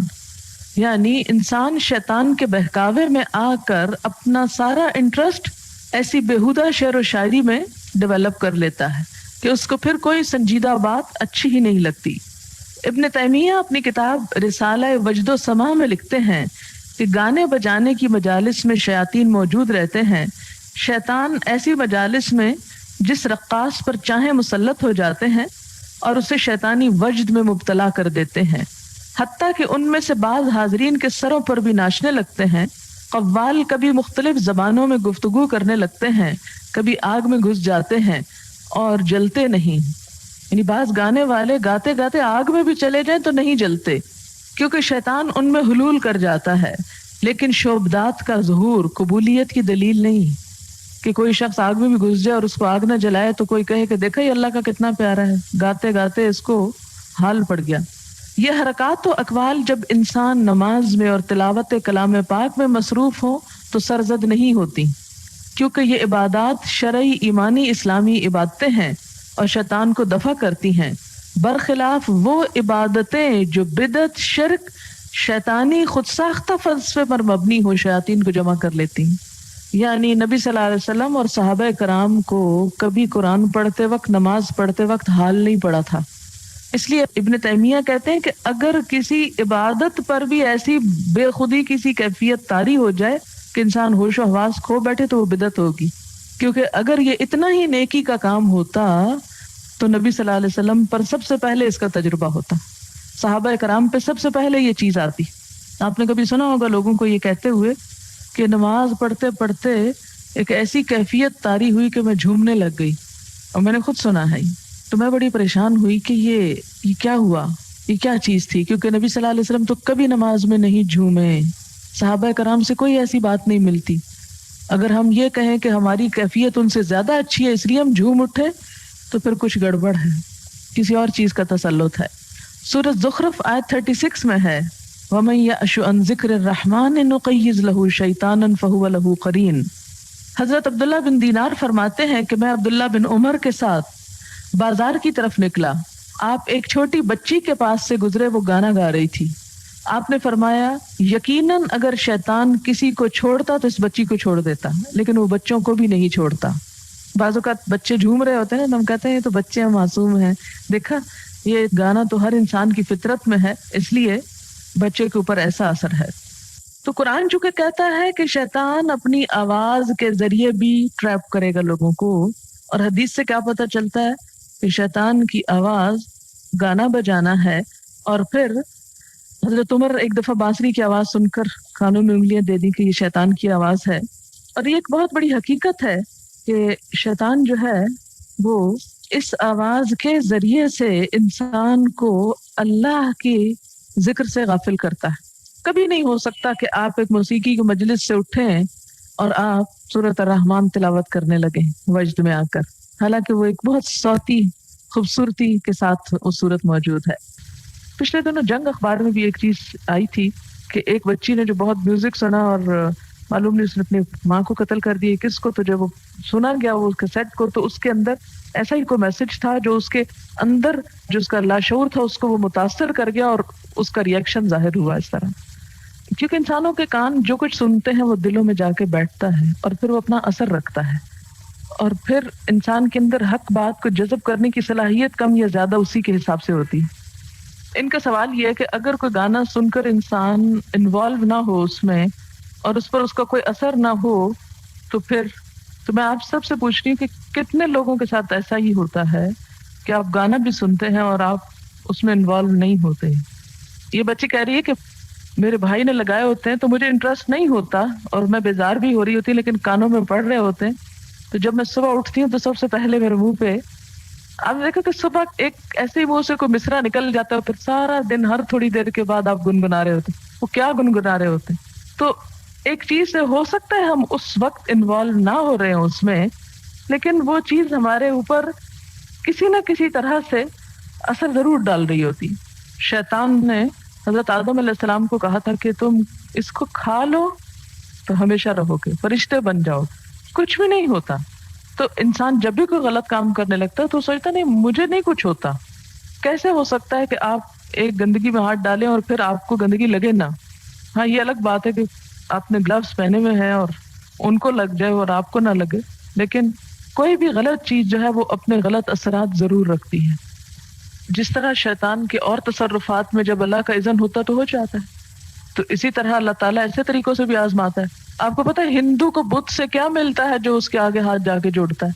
अल्लाह उसको उस रास्ते से देता है।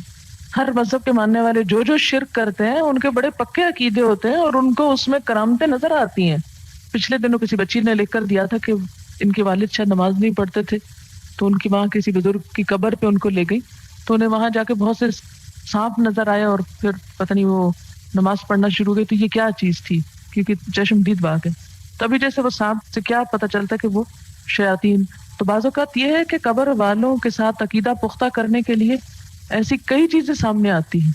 और खुद आप देखें कि बुतों के अंदर शैतान, वो जब आप सल्लल्लाहु अलैहि वसल्लम ने खालिद बिन वलीद को हुक्म दिया था कि जाओ तोड़ कर आओ लात और उज्जा वगैरह, तो वो तोड़ आए, आग लगाया, तो आपने कहा कि उसमें से औरत निकली थी, तो आपने कहा नहीं, तो आपका कहा नहीं, वो फिर अभी नहीं, दोबारा भेजा تو واقعی اس میں ایک چیختی چلاتی بال پھیلائے ہوئے عورت جو تھی وہ بھاگ نکلی. تو یہ ہے کہ وہ دراصل شیطان تھی. ایسی جگہوں پر تو شیطان خاص طور پر مسلط ہوتے ہیں. اور اسی طرح وَأَجْلِبْ عَلَيْهِمْ بِخَيْلِكَ، اور چڑھا لا ان پر اپنے سوار، اپنی فوجیں، یعنی شیطان کی فوجیں بھی ہیں. وَرَجِلِكَ، اور اپنے پیادے، پیدل، یعنی انسانوں اور جنوں کے وہ سوار اور پیادے لشکر جو شیطان کے چیلے اور پیروکار اور شیطان ہی کی طرح انسانوں کو گمراہ کرتے ہیں، ان سب کو اکٹھا کر لے. یعنی مراد اس سے یہ کہ ہر ممکن ذریعہ جو شیطان گمراہ کرنے کے لیے استعمال کرتا ہے وہ استعمال کر لو. وَشَارِكْهُمْ فِي الْأَمْوَالِ وَالْأَوْلَادِ، اور شریک ہو جا ان کے مال میں بھی اور اولاد میں بھی. یعنی ان لوگوں کے مال اور اولاد میں اپنا حصہ نکال لے. مال میں کس طرح حصہ لگاتا ہے؟ جیسے کھانے والی مثال کہ جب بسم اللہ پڑھ کر انسان نہیں کھاتا تو وہ شیطان ساتھ شریک ہو جاتا اور وہ مال کا حصہ اڑا لیتا ہے. اور اسی طرح انسان حرام طریقے سے جو مال کماتا ہے یا حرام راستوں پر جو خرچ کرتا ہے. اب دیکھیں کہ انسان کے کھانے اور پانی اور گھر میں شیطان کا جو حصہ ہے، اس پر میں حدیث آپ کو سناتی ہوں. صحیح مسلم میں ہے، حضرت حذیفہ کہتے ہیں کہ ہم نبی صلی اللہ علیہ وسلم کے ساتھ کسی کھانے میں شرکت کرتے تو اس وقت تک اپنا ہاتھ نہ بڑھاتے جب تک آپ خود شروع کرنے کے لیے اپنا ہاتھ نہ بڑھاتے. نبی صلی اللہ علیہ وسلم سے پہلے کوئی نہیں ڈالتا تھا. ایک مرتبہ ہم آپ کے ساتھ کھانے میں شریک ہوئے، ایک لونڈی تیزی سے آئی گویا کوئی اس کا تعاقب کر رہا ہو اور کھانے میں ہاتھ بڑھانے لگی. نبی صلی اللہ علیہ وسلم نے اس لڑکی کا ہاتھ روک دیا. پھر ایک دیہاتی اسی کیفیت کے ساتھ آیا، آپ نے اس کا ہاتھ بھی پکڑ لیا. نبی صلی اللہ علیہ وسلم ہاتھ روک لیتے تھے. فرمایا کہ شیطان کھانا حلال کرنے کے لیے اس لونڈی کو ساتھ لایا تھا، میں نے اس کا ہاتھ پکڑ لیا. پھر اس دیہاتی کو لے کر آیا تاکہ اس کے ذریعے حلال کرے، یعنی اپنا حصہ نکالے. میں نے اس کا بھی ہاتھ پکڑ لیا. قسم ہے اس ذات کی جس کے قبضے میں میری جان ہے، اس شیطان کا ہاتھ لونڈی کے ہاتھ کے ساتھ میرے ہاتھ میں ہے. یعنی میں نے شیطان کو بھی پکڑا ہوا ہے. صحیح حدیث سے، صحیح مسلم کی. آپ نے فرمایا کھانے کے وقت بسم اللہ نہ کہا جائے تو شیطان اس کھانے کو حلال کر لیتا ہے. یعنی کسی بچے یا کسی اور کو ہاتھ نہیں آگے بڑھانے دیتے تھے جب بسم اللہ پڑھ کے، جب تک خود نہیں. بعض اوقات آپ نے دیکھا کہ لوگ بیٹھے تھے نا، الٹے ہاتھ سے اٹھایا ایک کھیرے کا ٹکڑا اور بیٹھ کے باتیں کرتے کرتے کھانا شروع ہونے سے پہلے کھانے لگتے ہیں بغیر بسم اللہ پڑھے. سارا ہی کھانا جو ہے بے برکت ہو جاتا ہے. تو اس طرح نہیں کرنا، ایک دم اکٹھے شروع کرنا چاہیے اور بسم اللہ پڑھ کر شروع کرنا چاہیے. نبی صلی اللہ علیہ وسلم نے ہمیں شیطان سے اپنا مال محفوظ رکھنے کا حکم دیا ہے. اس کا طریقہ یہ ہے کہ اللہ کا نام لے کر دروازہ بند کیا جائے گھر کا، اور برتنوں پر کوئی چیز ڈھانپ دی جائے. جب وہ کھلے رہتے ہیں نا تو اس طرح بھی وہ چیزیں شیطان کے تصرف میں آتی ہیں. جی کھانا وغیرہ ڈھانپ کے رکھا جائے. ہم تو کس کے ڈر سے ڈھانپتے ہیں؟ گرد یا جراثیم کے ڈر سے. لیکن اصل میں تو وہ شیطان ہے جو ان چیزوں سے بھی بڑا دشمن ہے.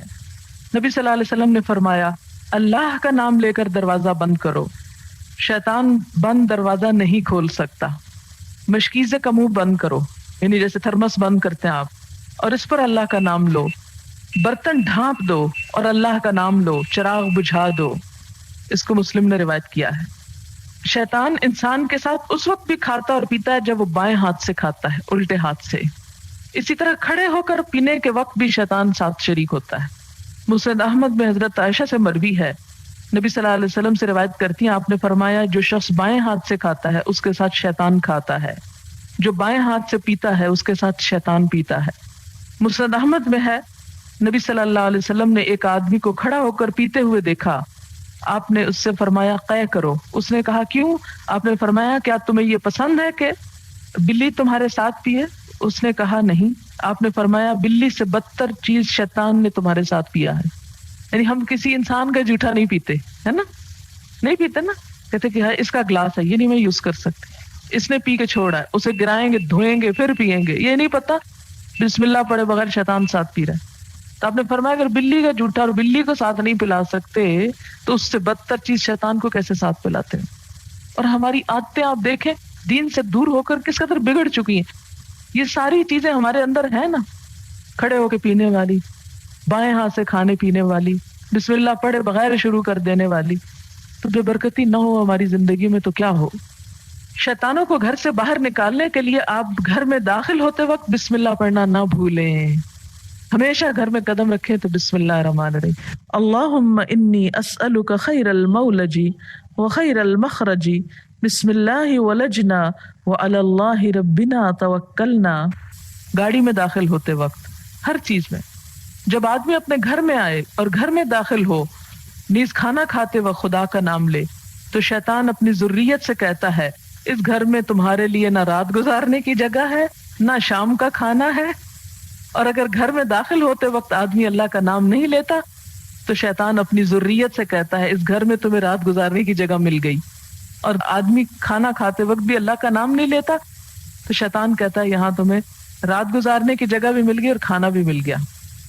यानी जैसे घर में दाखिल होते वक्त अगर एक भी कह देता है, जैसे आप सल्लल्लाहु अलैहि वसल्लम और साहबा कराम बैठे हुए थे तो वो बच्ची आई तो आपने हाथ नहीं पहले लगाए थे, इसीलिए कहते ना बड़े से शुरू करो, कि वो बिस्मिल्लाह कहकर शुरू करे, ताकि एक तो बरकत भी होती है और बड़े का एहतराम भी, और फिर यह है कि मिलजुल कर खाने में भी।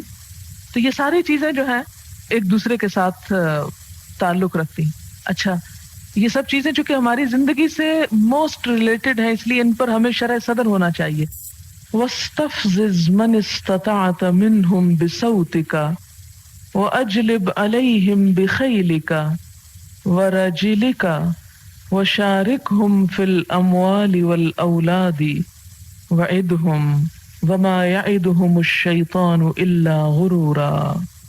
और बहका ले, उकसा ले जिसको तू इस्तिताअत रखता है उनमें से अपनी आवाज के जरिए, और चढ़ा ला उन पर अपने सवार, अपनी फौजें, अपने लश्कर, यानी इंसानों का मुकाबला करने के लिए जितने लश्कर तू ला सकता है ले आ। वराजिले का, और पैदल प्यादे, यानी सवार घोड़ों पे सवार या सवारियों पे सवार लश्कर भी ले आ इनको गुमराह करने के लिए, और पैदल भी, हर तरह की फौजें। यूं लगता है कि जैसे एक डाकू हो जो किसी बस्ती पे डाका डालने के लिए एक लाव लश्कर साथ लेके जा रहा है, बिल्कुल ऐसे ही शैतान करता है और उनको कमांड कर रहा है, उनको गाइड कर रहा है कि इधर जाओ लूटने के लिए, उधर छापे मारो, इधर गारतगरी करो। और ये दरअसल शैतान की फौजें, ये शैतान के लश्कर शैतान के मिशन पर दिन रात काम कर रहे हैं, दिन रात चल रहे हैं। वशारिक हम, और शरीक हो जा उनका, फिल अम्वाली, मालों में, उनकी कमाई में, उनके खाने पीने, घर बार, हर चीज में अपना हिस्सा लगा ले। बल औलादी, और औलाद में भी शरीक हो जा उनका। औलाद में किस तरह?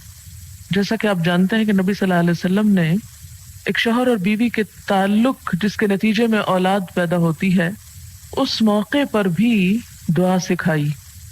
और अगर कोई शख्स ये दुआ पढ़ता है तो उसकी औलाद शैतान के शर से महफूज रहती है, और अगर वो नहीं पढ़ता तो जिंदगी की बिल्कुल माँ के पेट में इब्तिदा से ही शैतान शरीक हो जाता है। यानी एक चीज के एग्जिस्टेंस में आने के साथ ही शरीक हो गया।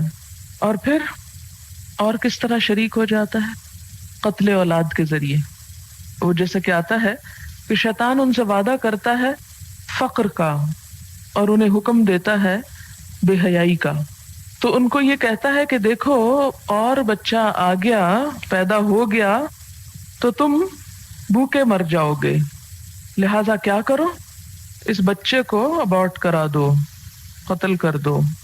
और अगर इंसान शैतान की बात मानकर उन्हें कत्ल कर देता है तो ये क्या हो गया?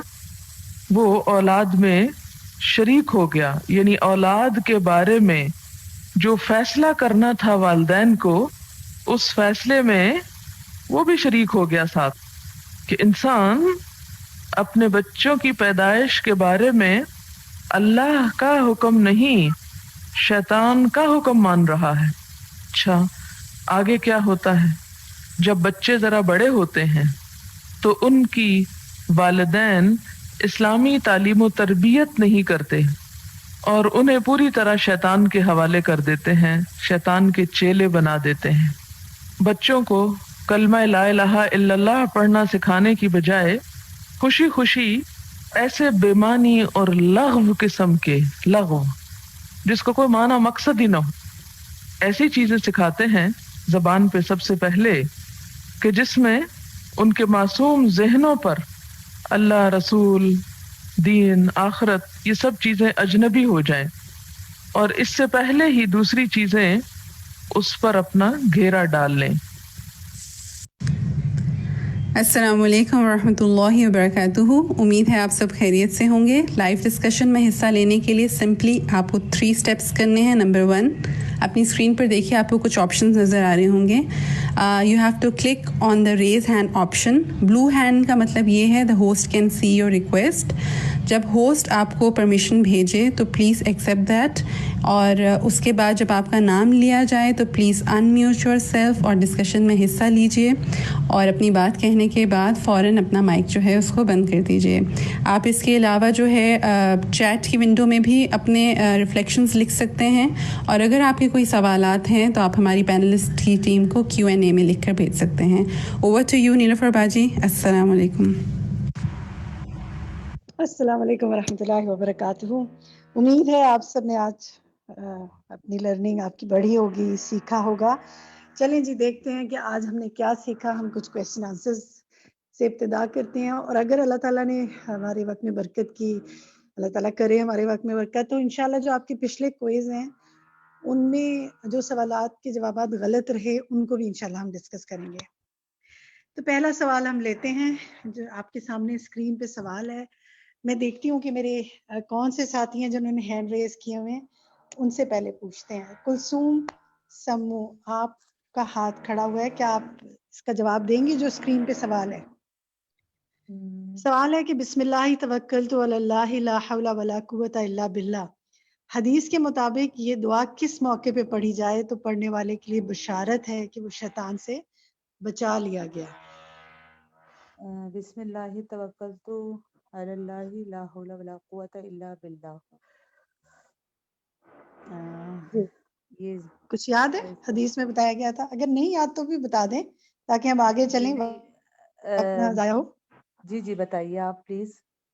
اچھا اوکے، چلے میں کسی اور ساتھی سے پوچھتی ہوں۔ عائشہ آپ بتائیں گی؟ آپ کا ہینڈ ریز ہے جی عائشہ، آپ بتائیں گی کہ یہ کس موقع پہ پڑھنی چاہیے؟ شائستہ عمران کا مائک آن ہوا ہے، گھر سے نکلتے وقت عمران پڑھی آپ جائے بتائیں گی؟ جی السلام علیکم جی باجی، گھر سے نکلتے وقت پڑھی جائے گی؟ جی بالکل درست، گھر سے نکلتے وقت اگر پڑھی جائے۔ حدیث دکھائیے، جواب دکھائیے۔ تو فرشتے کہتے ہیں ہدیتا و کفیتا و وقیتا، اب تجھے ہدایت دے دی گئی، تیری طرف سے کفایت کر دی گئی، اور تو بچا لیا گیا۔ کس سے؟ شیطان سے۔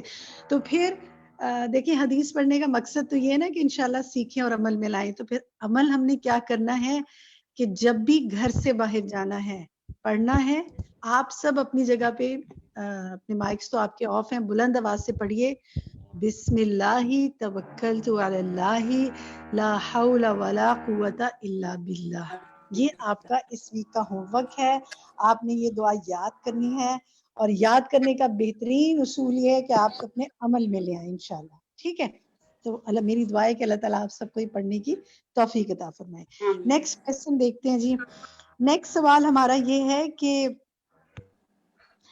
وَمَنْ يَعْشُ عَنْ ذِكْرِ الرَّحْمَنِ نُقَيِّضْ لَهُ شَيْطَانًا فَهُوَ لَهُ قَرِينٌ۔ اس آیت سے کیا معلوم ہوتا ہے کہ شیطان کس پر مقرر کیا جاتا ہے اور کس کا ساتھی بن جاتا ہے؟ میں سوال کرتی ہوں شازی سے۔ شازی آپ بتا سکیں گی؟ جی میں بالکل بتا سکتی ہوں۔ السلام علیکم ورحمۃ اللہ۔ جب آپ اللہ کا ذکر نہ کریں اور موسیقی اور یہ سب سننے میں آپ اللہ کو کا ذکر نہ شیطان۔ کریں، ٹھیک ہے، جزاک اللہ خیر، آپ کا جواب بالکل درست ہے۔ جواب دیکھیے، جو شخص رحمان کے ذکر سے اندھا بن جاتا ہے، آیت میں جواب موجود ہے نا، جو شخص رحمان کے ذکر سے اندھا بن جاتا ہے ہم اس کے لیے شیطان مقرر کر دیتے ہیں۔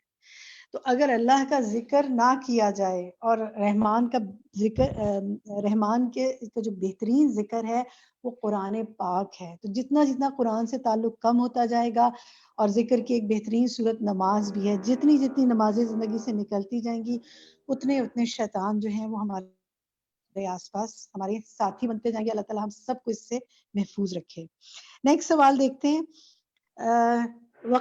وَقَيَّدْنَا لَهُمْ قُرَنَاءَ فَزَيَّنُوا لَهُمْ مَا بَيْنَ أَيْدِيهِمْ وَمَا خَلْفَهُمْ. اس آیت سے کیا معلوم ہوتا ہے کہ برے دوست کیا کرتے ہیں؟ مہک کامران آپ بتائیں گی. السلام علیکم. وعلیکم السلام. دنیا کی ہر چیز کو خوبصورت بنا کر پیش کر دیتے ہیں. ہر چیز کو کیا؟ اچھے کاموں کو بھی، اچھی چیزوں کو بھی خوشنما بنا کے پیش کرتے ہیں. بری چیزوں کو، بری چیزوں کو، غلط کاموں کو. غلط کاموں کو کیا کرتے ہیں؟ ہر چیز کو. ویسے تو آیت میں یہ ہے کہ ہر چیز کو خوشنما بنا دیتے ہیں، تو جب ہر چیز خوشنما ہو جاتی ہے، آپ کا جواب اس لحاظ سے تو درست ہے کہ جب پھر انسان اسی میں کھو جاتا ہے، خیر سمجھتا ہے کہ بس یہی دنیا ہے، اسی میں کھویا رہنا ہے. تو ایک تو یہ چیز کہ دنیا میں ہر چیز کو اتنا خوشنما بنا دیتا ہے کہ انسان اسی کے اندر کھو جاتا ہے، اور دوسرا یہ کہ پھر ظاہر ہے برائی کو بھی خوشنما بنا کے دکھاتے ہیں. ٹھیک ہے، جواب آپ کا بالکل درست ہے. نیکسٹ سوال لیتے ہیں ہم کہ کسی کے خلاف سرگوشیاں کرنا، چھپ چھپ کر باتیں کرنا ایک شیطانی عمل ہے.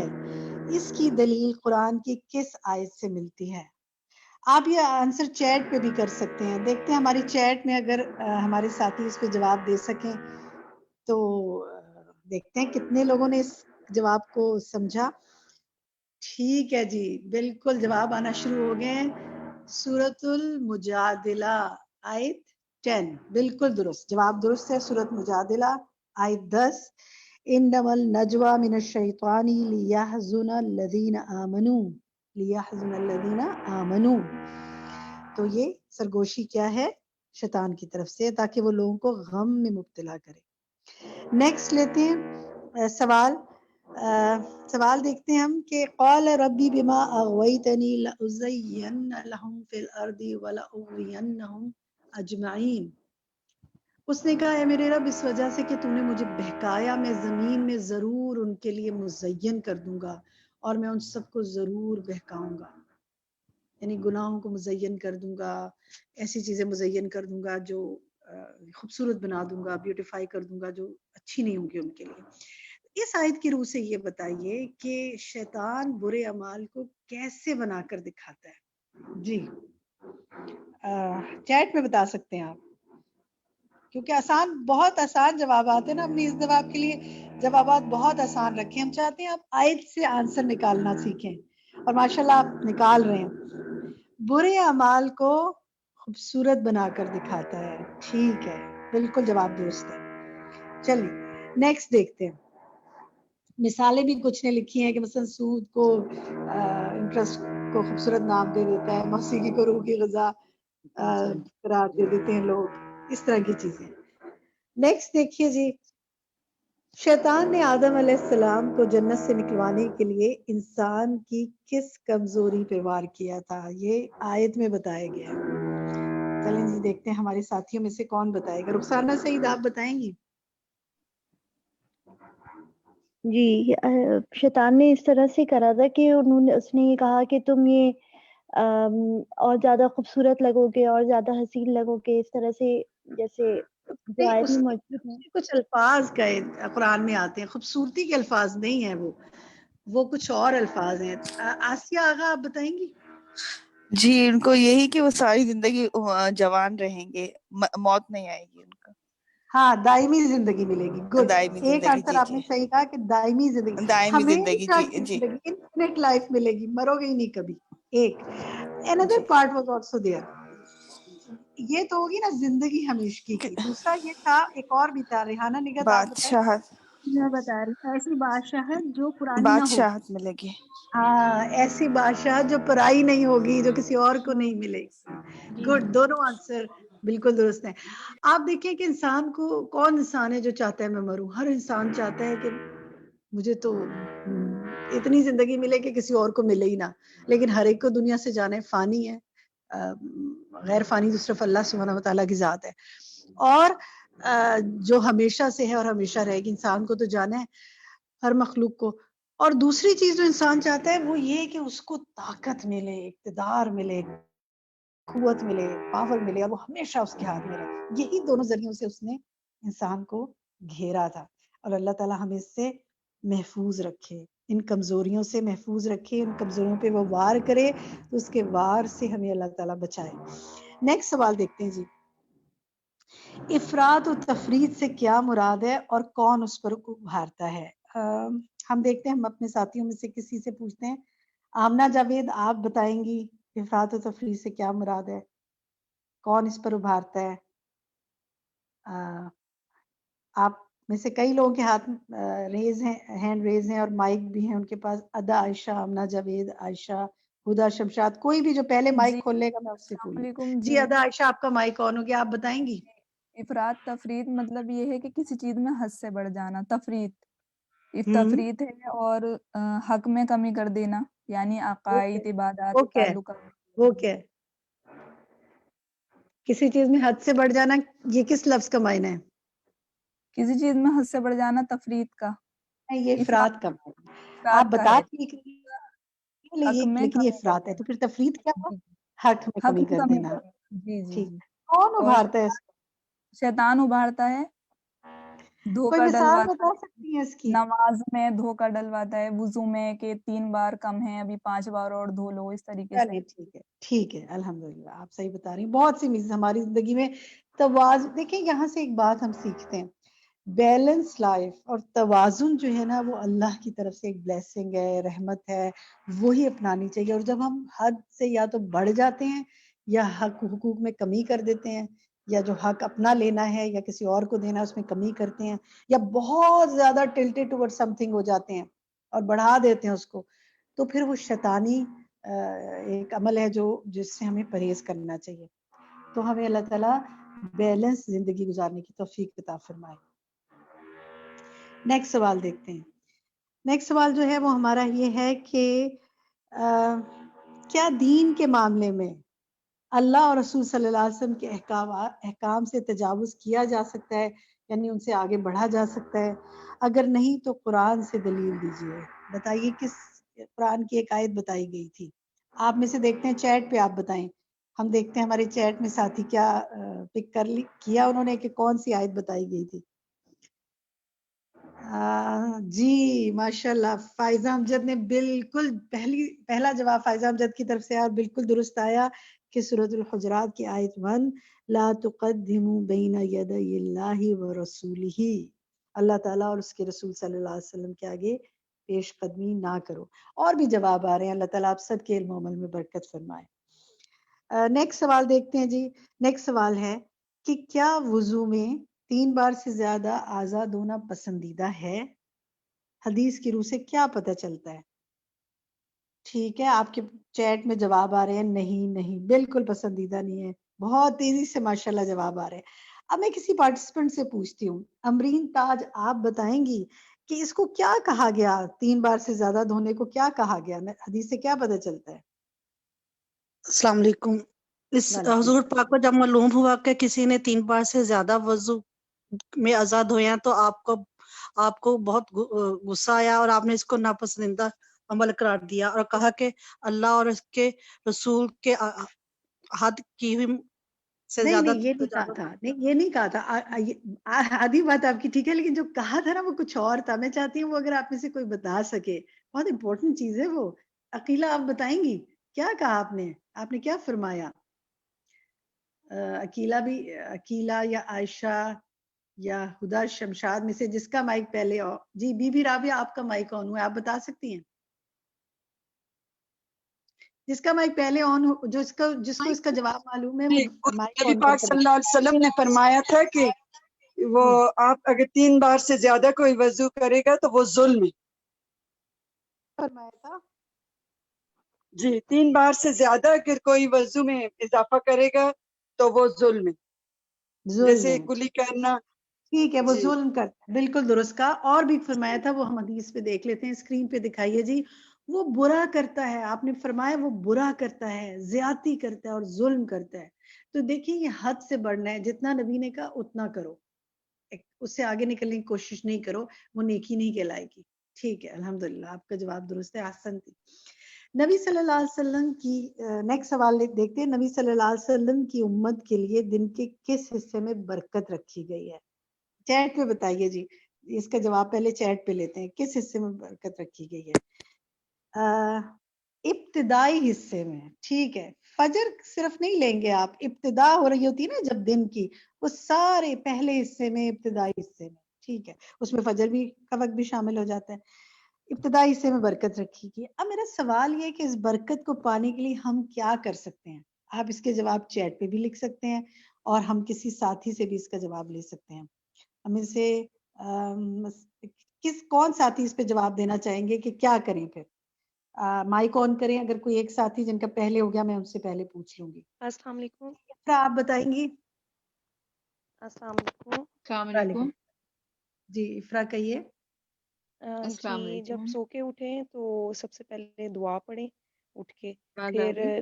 3 دفعہ ناک بھی جھاڑیں اپنا، وہ تو اور ٹھیک ہے، پھر جب وہ تو آپ فجر کے وضو کا وہ بتا رہی ہیں، لیکن میرا سوال یہ کہ ابتدائی حصہ تو دن کا کافی بڑا ہے نا، پھر ہمیں جی کرنا جی کیا چاہیے؟ سیکھا کیا اس السلام حدیث سے؟ علیکم.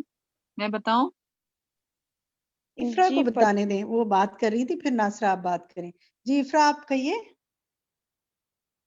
شاید ان کا مائک بند ہو گیا. چلیے ناصرہ آپ کہیے، آپ کیا کہنا چاہتی ہیں جی ناصرہ؟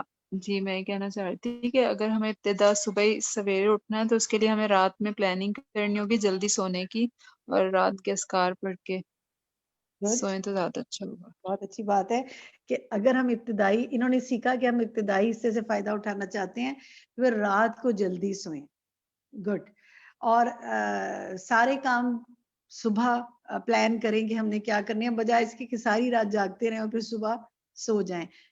ٹھیک ہے، بہت اچھے جواب ہماری چیٹ پہ آ رہے ہیں کہ تہجد کی عادت ڈالیں، فجر کے بعد کے اذکار کی عادت ڈالیں، کچھ کام چاشت کی نماز پڑھنے کی عادت ڈالیں. گڈ، ٹھیک ہے بالکل. لیکن اصل بات موسٹ امپورٹنٹ یہ کہ رات کو جلدی سوئیں گے تو صبح اٹھ پائیں گے فریش. ادروائز ہو سکتا ہے کہ آپ کی آنکھ ہی نہ کھلے اور یہ برکت آپ حاصل نہ کر سکیں.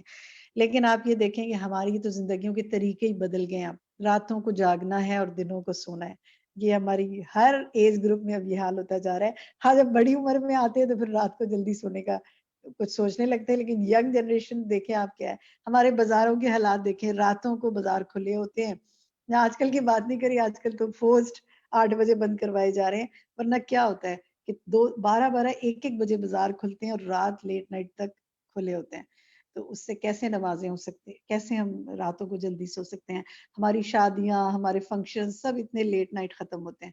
ہمیں ہماری زندگی ہی ہم نے ایسی افراد کا شکار ہو رہے ہیں زندگی میں کہ ہم بیلنس لائف سے نکلتے جا رہے ہیں. تو اللہ سبحانہ وتعالی ہمیں صبح کے وقت کی برکت، ابتدائی حصے کی برکت نصیب فرمائے اور اپنی زندگی کو اس کے مطابق ڈھالنے کی توفیق دے. نیکسٹ سوال دیکھتے ہیں جی ہم. نیکسٹ سوال یہ ہے کہ جو شخص رات بھر دن چڑھے تک پڑا سوتا رہے، شیطان اس کے ساتھ کیا کرتا ہے؟ اس کا جواب ہم لے سکتے ہیں. عظما آپ بتا سکتی ہیں؟ جی السلام علیکم. وعلیکم السلام. شیطان میں پیشاب جی کر وہ دیتا شیطان جو ہے ان کے کان میں پیشاب کر دیتا ہے، جس کی وجہ سے وہ صبح دن چڑھے تک وہ سوتا رہتا ہے اور ٹھیک ہے، 3 بالکل گرہیں آپ کا بھی لگا جواب دیتا ہے درست اس ہے. کے. بارک اللہ فی علمک. شیطان اس کے کان یا دونوں کانوں میں، آپ صلی اللہ علیہ وسلم نے فرمایا کہ شیطان نے پیشاب کر دیا ہے. اللہ تعالیٰ اس گندگی سے ہمیں محفوظ رکھے اور صبح کی نماز پڑھنے کی توفیق عطا فرمائے. نیکسٹ سوال دیکھیے. شیطان گنہگار انسان کو توبہ کرنے سے روکتا ہے، اس کے دل میں خیالات ڈالتا ہے، یعنی توبہ کرنے سے روکتا ہے، دل میں خیالات ڈالتا ہے. تو اس کا جواب ہم چیٹ پر لیتے ہیں. کچھ مثالیں دیجئے، کیا خیالات ڈالتا ہے دل میں کہ جس سے بندہ کیا کرتا ہے؟ توبہ ہی نہیں کرتا. جی کچھ بتا سکتے ہیں؟ کیا وسواس؟ آپ نے لکھا ہے وسواس ڈالتا ہے، کیا وسواس ڈالتا ہے؟ جی ہاں جی، یہ کہتے ہیں کہ تو اتنا گنہگار ہے، تیری تو کوئی معافی نہیں ہے، لہٰذا بندہ کیا کہتا ہے چلو چھوڑو اب کیا معافی مانگنی ہے، اور کیا کرتے ہیں ابھی اور غور و فکر کریں گے پھر معافی مانگیں گے، ابھی کوئی وقت ہے۔ ایک اور اتنے اچھے جواب آ رہے ایک ساتھ، مسز دانش لکھتی ہے یہ کہ اب اتنی بار گناہ کر لیے اب اتنی معافی نہیں ملے گی لہٰذا چھوڑو، یہی بات انہوں نے کہی تھی جو پیچھے نگہت پروین نے بات کہی تھی۔ اور ایک اور بہت اہم خیال، مہک کامران کہتی ہیں اللہ معاف کرنے والا ہے، خود ہی معاف کر دے گا، معافی مانگنے کی کیا ضرورت ہے، اللہ کو پتہ ہے نا میں نے گناہ کیا، وہ تو غفور الرحیم ہے۔ یہ جو غفور الرحیم کا جو ایک نعرہ ہم نے لگایا ہے نا، اس سے ہم نے بہت سی چیزیں اپنے لیے جائز کر لی۔ اللہ تو غفور الرحیم ہے لیکن بہت سے کاموں کو وہ کرنے کو بھی تو کہتا ہے نا۔ پھر یہ کہ بعد میں کر لیں گے، ابھی کافی ٹائم ہے، بعد میں توبہ کر لیں گے، ابھی جوان ہو بعد میں توبہ کر لینا، ٹھیک ہے، اسی طرح کے جواب آ رہے ہیں، ابھی تو زندگی پڑی ہے، دیکھیں گے کچھ نہیں ہوتا تمہاری تو۔ یہ ایک اور بہت اہم بات، جی مریم کہتی ہیں کہ یہ دل میں خیال رہتا ہے تمہاری تو غلطی نہیں تھی، تمہیں نے کیوں معافی مانگنی، غلطی تو دوبارہ دوسرے کی تھی لہٰذا اس سے معافی مانگنی چاہیے۔ اس طرح وہ معافی کا دروازہ بند کر دیتا ہے، نیک عمل کے دروازے کیسے بند کر دیتا ہے کہ بعد میں کریں گے۔ جی جواب آپ کے آلموسٹ اسی طرح کے جواب درست آ رہے ہیں۔ گناہ کا احساس ہوتا بھی ہے تو اس احساس سے جلدی نکالتا ہے کچھ اور خیالات ڈال کر۔ نیکسٹ سوال دیکھتے ہیں۔ یہ جو نیکسٹ سوال ہے، نیکسٹ ایک تھاٹ پرووکنگ چیز ہے کہ بندہ جب کوئی گناہ کرتا ہے، نبی صلی اللہ علیہ وسلم نے فرمایا بندہ جب کوئی گناہ کرتا ہے تو اس کے دل پر ایک سیاہ نقطہ پڑ جاتا ہے، پھر جب وہ گناہ چھوڑ دیتا ہے، استغفار اور توبہ کرتا ہے تو اس کے دل کی صفائی ہو جاتی ہے۔ اگر وہ گناہ دوبارہ کرتا ہے تو سیاہ نقطہ مزید پھیل جاتا ہے یہاں تک کہ پورے دل پہ چھا جاتا ہے۔ اس حدیث کی روشنی میں اپنا جائزہ لیں کہ کیا کچھ گناہوں کو حقیر جان کر میں مسلسل تو نہیں کرتی جا رہی، یہ سوچ کر کہ اب چھوڑو کچھ نہیں ہوتا، اب تو ہو گیا، یا کچھ نہیں ہوتا کسی کو نہیں پتا۔ تو اللہ تعالیٰ اس سے محفوظ رکھے۔ یہ آپ کا ہوم ورک ہے، اس ویک آپ نے اس پر غور کرنا ہے انشاءاللہ۔ نیکسٹ سوال دیکھیے، اور غور کرنا ہے اور پھر استغفار بھی کرنا ہے اور اس سے آئندہ اللہ سے کچھ دعا مانگنی کہ اللہ تعالیٰ ہم سب کو اگر کوئی ہم سے ایسی کوتاہی ہو رہی ہے تو معاف فرما دے۔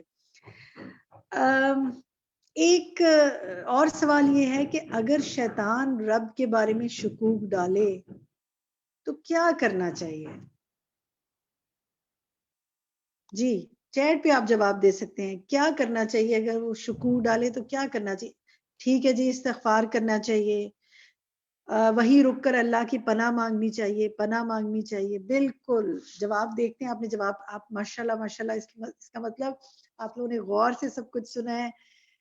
تعوذ پڑھنا چاہیے، اسکرین پہ جواب دیکھیے، حدیث میں ہمیں کیا بتایا گیا کہ اگر ایسا ہو تو اللہ کی پناہ طلب کرے اور سوچ کو ختم کر دے، یعنی اس کو اوائڈ کرنے کے لیے اپنے ذہن میں ذکر اذکار کے ساتھ کچھ اور چیزوں میں مصروف کرنا چاہیے، نیکی کے کاموں میں، تاکہ ایسی چیزوں سے انسان نکلے۔ اور خاص طور پہ صحبت صالحین، اچھی کمپنیز، اچھے کاموں میں مصروف ہونا، اچھی علم کو حاصل کرنا، اچھی مجالس میں شریک ہونا انسان کو ان چیزوں سے بچاتا ہے۔ پھر نیک عمل بھی، بالکل۔ قرآن پاک کے مطابق، ایک سوال دیکھیے، قرآن پاک کے مطابق جوا، بت پرستی، فال نکالنا کیسے کام ہے؟ چیٹ پہ آپ جواب دے سکتے ہیں تاکہ میں چاہ رہی ہوں کہ زیادہ لوگ اس میں حصہ ڈال سکیں۔ کیسے کام ہے یہ؟ کیا بتایا گیا؟ حرام، سورۃ المائدہ کی آیت 90 میں بتایا گیا تھا۔ گناہ گندے شیطانی کام ہے، گندے شیطانی کام ہے، جی شیطانی کام ہے، اور ساتھ لفظ کیا ہے؟ اس آیت میں حرام کا لفظ نہیں آ رہا۔ آپ دیکھیے یہ بہت اہم ہے، اس کو لکھ لیجئے، سورۃ المائدہ آیت 90، گندے شیطانی کام ہے۔ تو جو گندے شیطانی کام ہے وہ اچھے تو نہیں ہو سکتے نا، وہ حلال تو نہیں ہو سکتے، یہیں سے پھر یہ دلیل نکلتی ہے کہ یہ حرام ہے، لیکن کہا ان کو گندے شیطانی کام کیا۔ نیکسٹ سوال دیکھیے، اگر شریعت کی پابندی میں سستی اور وسوسوں شریعت کی پابندی میں سستی اور وسوسوں کے علاج کے لیے صبح و شام 3 بار اور رات کو سوتے وقت کون سی سورت پڑھنی چاہیے تو انشاءاللہ شیطان کے وسوسوں سے محفوظ رہیں گے۔ میں ابھی سوال پڑھ ہی رہی تھی کہ ماشاءاللہ چیٹ پر جواب آنے شروع ہو گئے۔ جی ہاں، جواب یہی ہے، سورۃ الناس۔ تو یہ باقاعدگی سے ہر صبح و شام 3 بار سورۃ الناس اور ہر نماز کے بعد پڑھیے، اللہ تعالیٰ آپ کو محفوظ فرمائے، اور خاص طور پہ رات کو سوتے وقت بھی۔ دیکھیے اتنی کثرت سے معوذتین پڑھنے کو نبی صلی اللہ علیہ وسلم نے فرمایا، اور آپ کے عمل میں تھا، صبح و شام کی دعاؤں میں بھی پڑھتے تھے، اور نماز کے بعد بھی پڑھتے تھے، رات کو سوتے وقت بھی پڑھتے تھے۔ کیوں کہ شیطان مسلسل ہمارے ساتھ لگا ہے، تو اس سے مسلسل پناہ مانگنی ہے۔ نیکسٹ سوال دیکھیے، عمومی طور پر جنرلی بالصوتک سے مراد کون سی آواز ہے؟ میں یہ سوال پوچھتی ہوں کسی ساتھی سے، عقیلہ شکیل آپ بتا سکتی ہیں عمومی طور پر یہ کون سی آواز ہے؟ یہ گانے کی آواز ہے، موسیقی۔ وہ تو اسپیسیفائی ہے، لیکن جنرلی کون سی آواز ہے؟ فرخندہ شکیل، جواب آپ کا کسی حد تک درست ہے، بالکل کچھ کے نزدیک یہی ہے، لیکن میں عمومی طور پہ پوچھ رہی ہوں۔ فرخندہ جبین آپ بتا سکتی ہیں، یا کوئی اور اس کا جواب دینا چاہے اپنا مائک آن کرے، جس کا پہلے ہو گیا اس سے پوچھ لیں گے۔ صوبیہ عمران آپ بتا سکتی ہیں؟ جی باجی میں بتا سکتی ہوں جی۔ عمومی آواز سے مراد ہے کہ ہر وہ آواز جو اللہ کی نافرمانی کی طرف بلائے وہ شیطان کی آواز ہے۔ بارک اللہ فی علمک، بالکل درست فرمایا، ہر وہ آواز جو اللہ کی نافرمانی کی طرف بلائے وہ شیطان کی آواز ہے۔ اب نیکسٹ سوال دیکھتے ہیں، اس کو چیٹ پر آپ نے جواب دینا ہے۔ ابن عباس رضی اللہ عنہما، حسن بصری، جلال الدین سیوطی کے اقوال کے مطابق شیطان کی آواز سے مراد کیا ہے؟ وہ جو ہمارے محترم حضرات ہیں، جو ہمارے صحابہ ہیں، جو تابعی ہیں، مفسر ہیں، وہ اس کو کیا کہتے ہیں؟ جی وہ کہتے ہیں کہ اس سے مراد گانا بجانا ہے، بالکل درست، گانا بجانا، میوزک۔ ٹھیک ہے، نیکسٹ سوال دیکھتے ہیں جی۔ نیکسٹ سوال یہ کہ شیطان انسان کے کھانے میں کس طرح شریک ہوتا ہے؟ کسی سے سوال پوچھ لیتے ہیں ہم۔ ماریہ اکبر آپ بتائیں گی کیسے شریک ہوتا ہے؟ السلام علیکم۔ بتاؤ جب بسم اللہ ماریہ، نہیں آپ پڑھتے بتائیں، آپ نیکسٹ ٹائم بتائیے گا۔ جی ماریہ۔ جب ہم بسم اللہ نہیں پڑھتے ہیں اور بسم اللہ پڑھے بغیر کھانا شروع کر دیتے ہیں۔ ہر وہ کھانا، یہ حدیث دیکھیے، شیطان اس کھانے پہ قدرت رکھتا ہے جس پر اللہ کا نام نہ لیا ہو، یا بسم اللہ پڑھیے یا اللہ کا کوئی اور ذکر کیجئے، اور پھر بہترین ذکر تو یہ کہ اللہ کا بسم اللہ الرحمن الرحیم پڑھ کے شروع کیجئے۔ جی فرخندہ آپ یہ بتائیے، آپ بتانا چاہ رہی تھی، آپ نے ہاتھ بھی کھڑا کیا تھا، آپ یہ بتائیے شیطان مال میں کس کس طرح شریک ہوتا ہے؟ جی مال میں کیسے؟ اللہ کی راہ میں نہیں بلکہ غلط طریقے سے سود، جوا، ان چیزوں میں مال خرچ کرنے سے شیطان اس کے اوپر شریک ہو جاتا ہے۔ کوئی اور بات اس کے علاوہ؟ جو بھی اللہ کی نافرمانی میں جو مال خرچ کیا جائے وہ مال شیطان کے جزاک اللہ خیر، آپ نے درست بتایا۔ چیٹ پہ مزید آپ بتا سکتے ہیں۔ جی حرام ذریعے سے پر، حرام چیزوں پر خرچ کرنا یا حرام کاموں پہ خرچ کرنا، حرام طریقوں سے کمانا، ٹھیک ہے، یا اسراف میں بے انتہا اسراف ایسا کرنا جو ان اللہ لا یحب المسرفین، اللہ تعالیٰ کو اسراف معلوم نہیں ہے نا، پھر جہاں اللہ تعالیٰ نے منع کیا وہاں لگانا۔ پھر اسی طرح ہم نے یہ ابھی پڑھا تھا کہ بسم اللہ پڑھے بغیر اگر کھانا کھاتا ہے انسان تو وہ اس کھانے میں جب شریک ہو جاتا ہے تو مال کا اپنا حصہ کیا کرتا ہے؟ اڑا لیتا ہے۔ بالکل درست، ماشاءاللہ بہت اچھی مثالیں بھی آپ لوگوں کی طرف سے آ رہی ہیں۔ چلیں جی اتنی بات ہو گئی، اب میں کچھ آپ سے 2 منٹ ہے، میں آپ سے کچھ شیئر کر لیتی ہوں۔ ایک چیز میں آپ کے پیپرز دیکھ رہی تھی جو کوئز ہیں، 1 سے لے کے 8 تک کوئز کا میرے پاس آپ کے موجود ہیں آنسر، اور انٹرسٹنگ بات ہے میں دیکھ رہی تھی کہ وہ سوال جس میں آپ کے جوابات غلط نہیں ہونے چاہیے تھے زیادہ تر ان میں غلط ہوئے ہیں۔ مثال کے طور پہ میں پہلا ہی کوئز لیتی ہوں، اس کا کویسچن نمبر 4 تھا کہ جادو جیسے کلام کا اثر اور مقابلہ قرآن ہی کر سکتا ہے، یہ بات قرآن کی کس آیت سے معلوم ہوتی ہے؟ تو اس کا غلط جواب جو تھا وہ سورۃ الدخان کی آیت 81 تھا، جبکہ اس کا درست جواب سورۃ الاسراء یعنی بنی اسرائیل کی آیت 81 ہے۔ اسی طرح کوئز نمبر 2 میں ایک سوال تھا کہ سلیمان علیہ السلام کی بادشاہت کے بارے میں قرآن کی کس سورہ میں بتایا گیا ہے؟ 28.3 نے اس کا غلط جواب دیا اور کہا کہ سورۃ الصافات کی آیت 35، جبکہ اس کا درست جواب تھا سورۃ صاد کی آیت 35۔ اسی طرح کوئز 3 جو ہے اس کے اندر ایک سوال یہ تھا کہ فضول خرچی کرنے والوں کو شیطان کا بھائی کہا گیا ہے، یہ بات قرآن کی کس سورہ سے معلوم ہوتی ہے؟ اس کا غلط جواب 18% لوگوں نے دیا کہ سورۃ البقرہ کی آیت 27، جبکہ اس کا درست جواب سورۃ بنی اسرائیل کی آیت 27 تھا۔ اسی طرح کوئز نمبر 4 میں ایک سوال تھا کہ قرآن شفا ہے، یہ بات قرآن کی کس سورہ سے معلوم ہوتی ہے؟ 19.5 نے اس کا غلط جواب دیا، سورۃ یونس کی آیت 82، اس میں ہے قرآن کی بات، لیکن ڈائریکٹ جو ہے وہ شفاء لما فی الصدور والی جو بات سورۃ بنی اسرائیل کی آیت 82 سے معلوم ہوتی ہے۔ اسی طرح پھر ہم دیکھتے ہیں کہ درست جواب کوئز نمبر جو ہے 5 میں ایک تھا کہ قرآن مجید کی کس سورت سے معلوم ہوا کہ شہد میں شفا ہے؟ 19.8 نے اس کا غلط جواب دیا، سورۃ النمل کی آیت 69، جبکہ سورۃ النحل کی آیت 69 تھی۔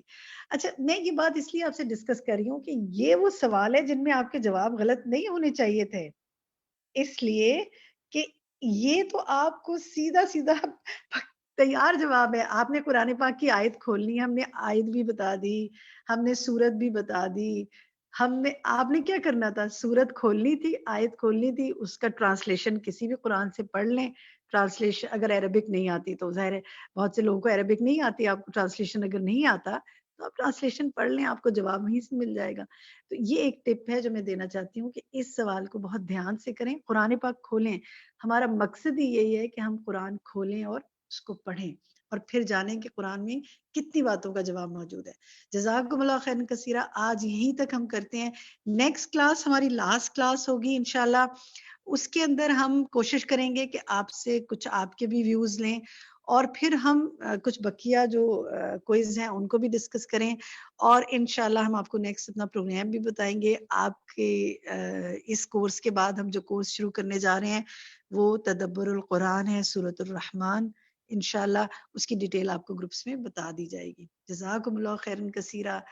ربنا تقبل منا انك انت السميع العليم وتب علينا انك انت التواب الرحيم سبحانك اللهم وبحمدك اشهد ان لا اله الا انت استغفرك واتوب اليك۔ والسلام علیکم ورحمۃ اللہ وبرکاتہ۔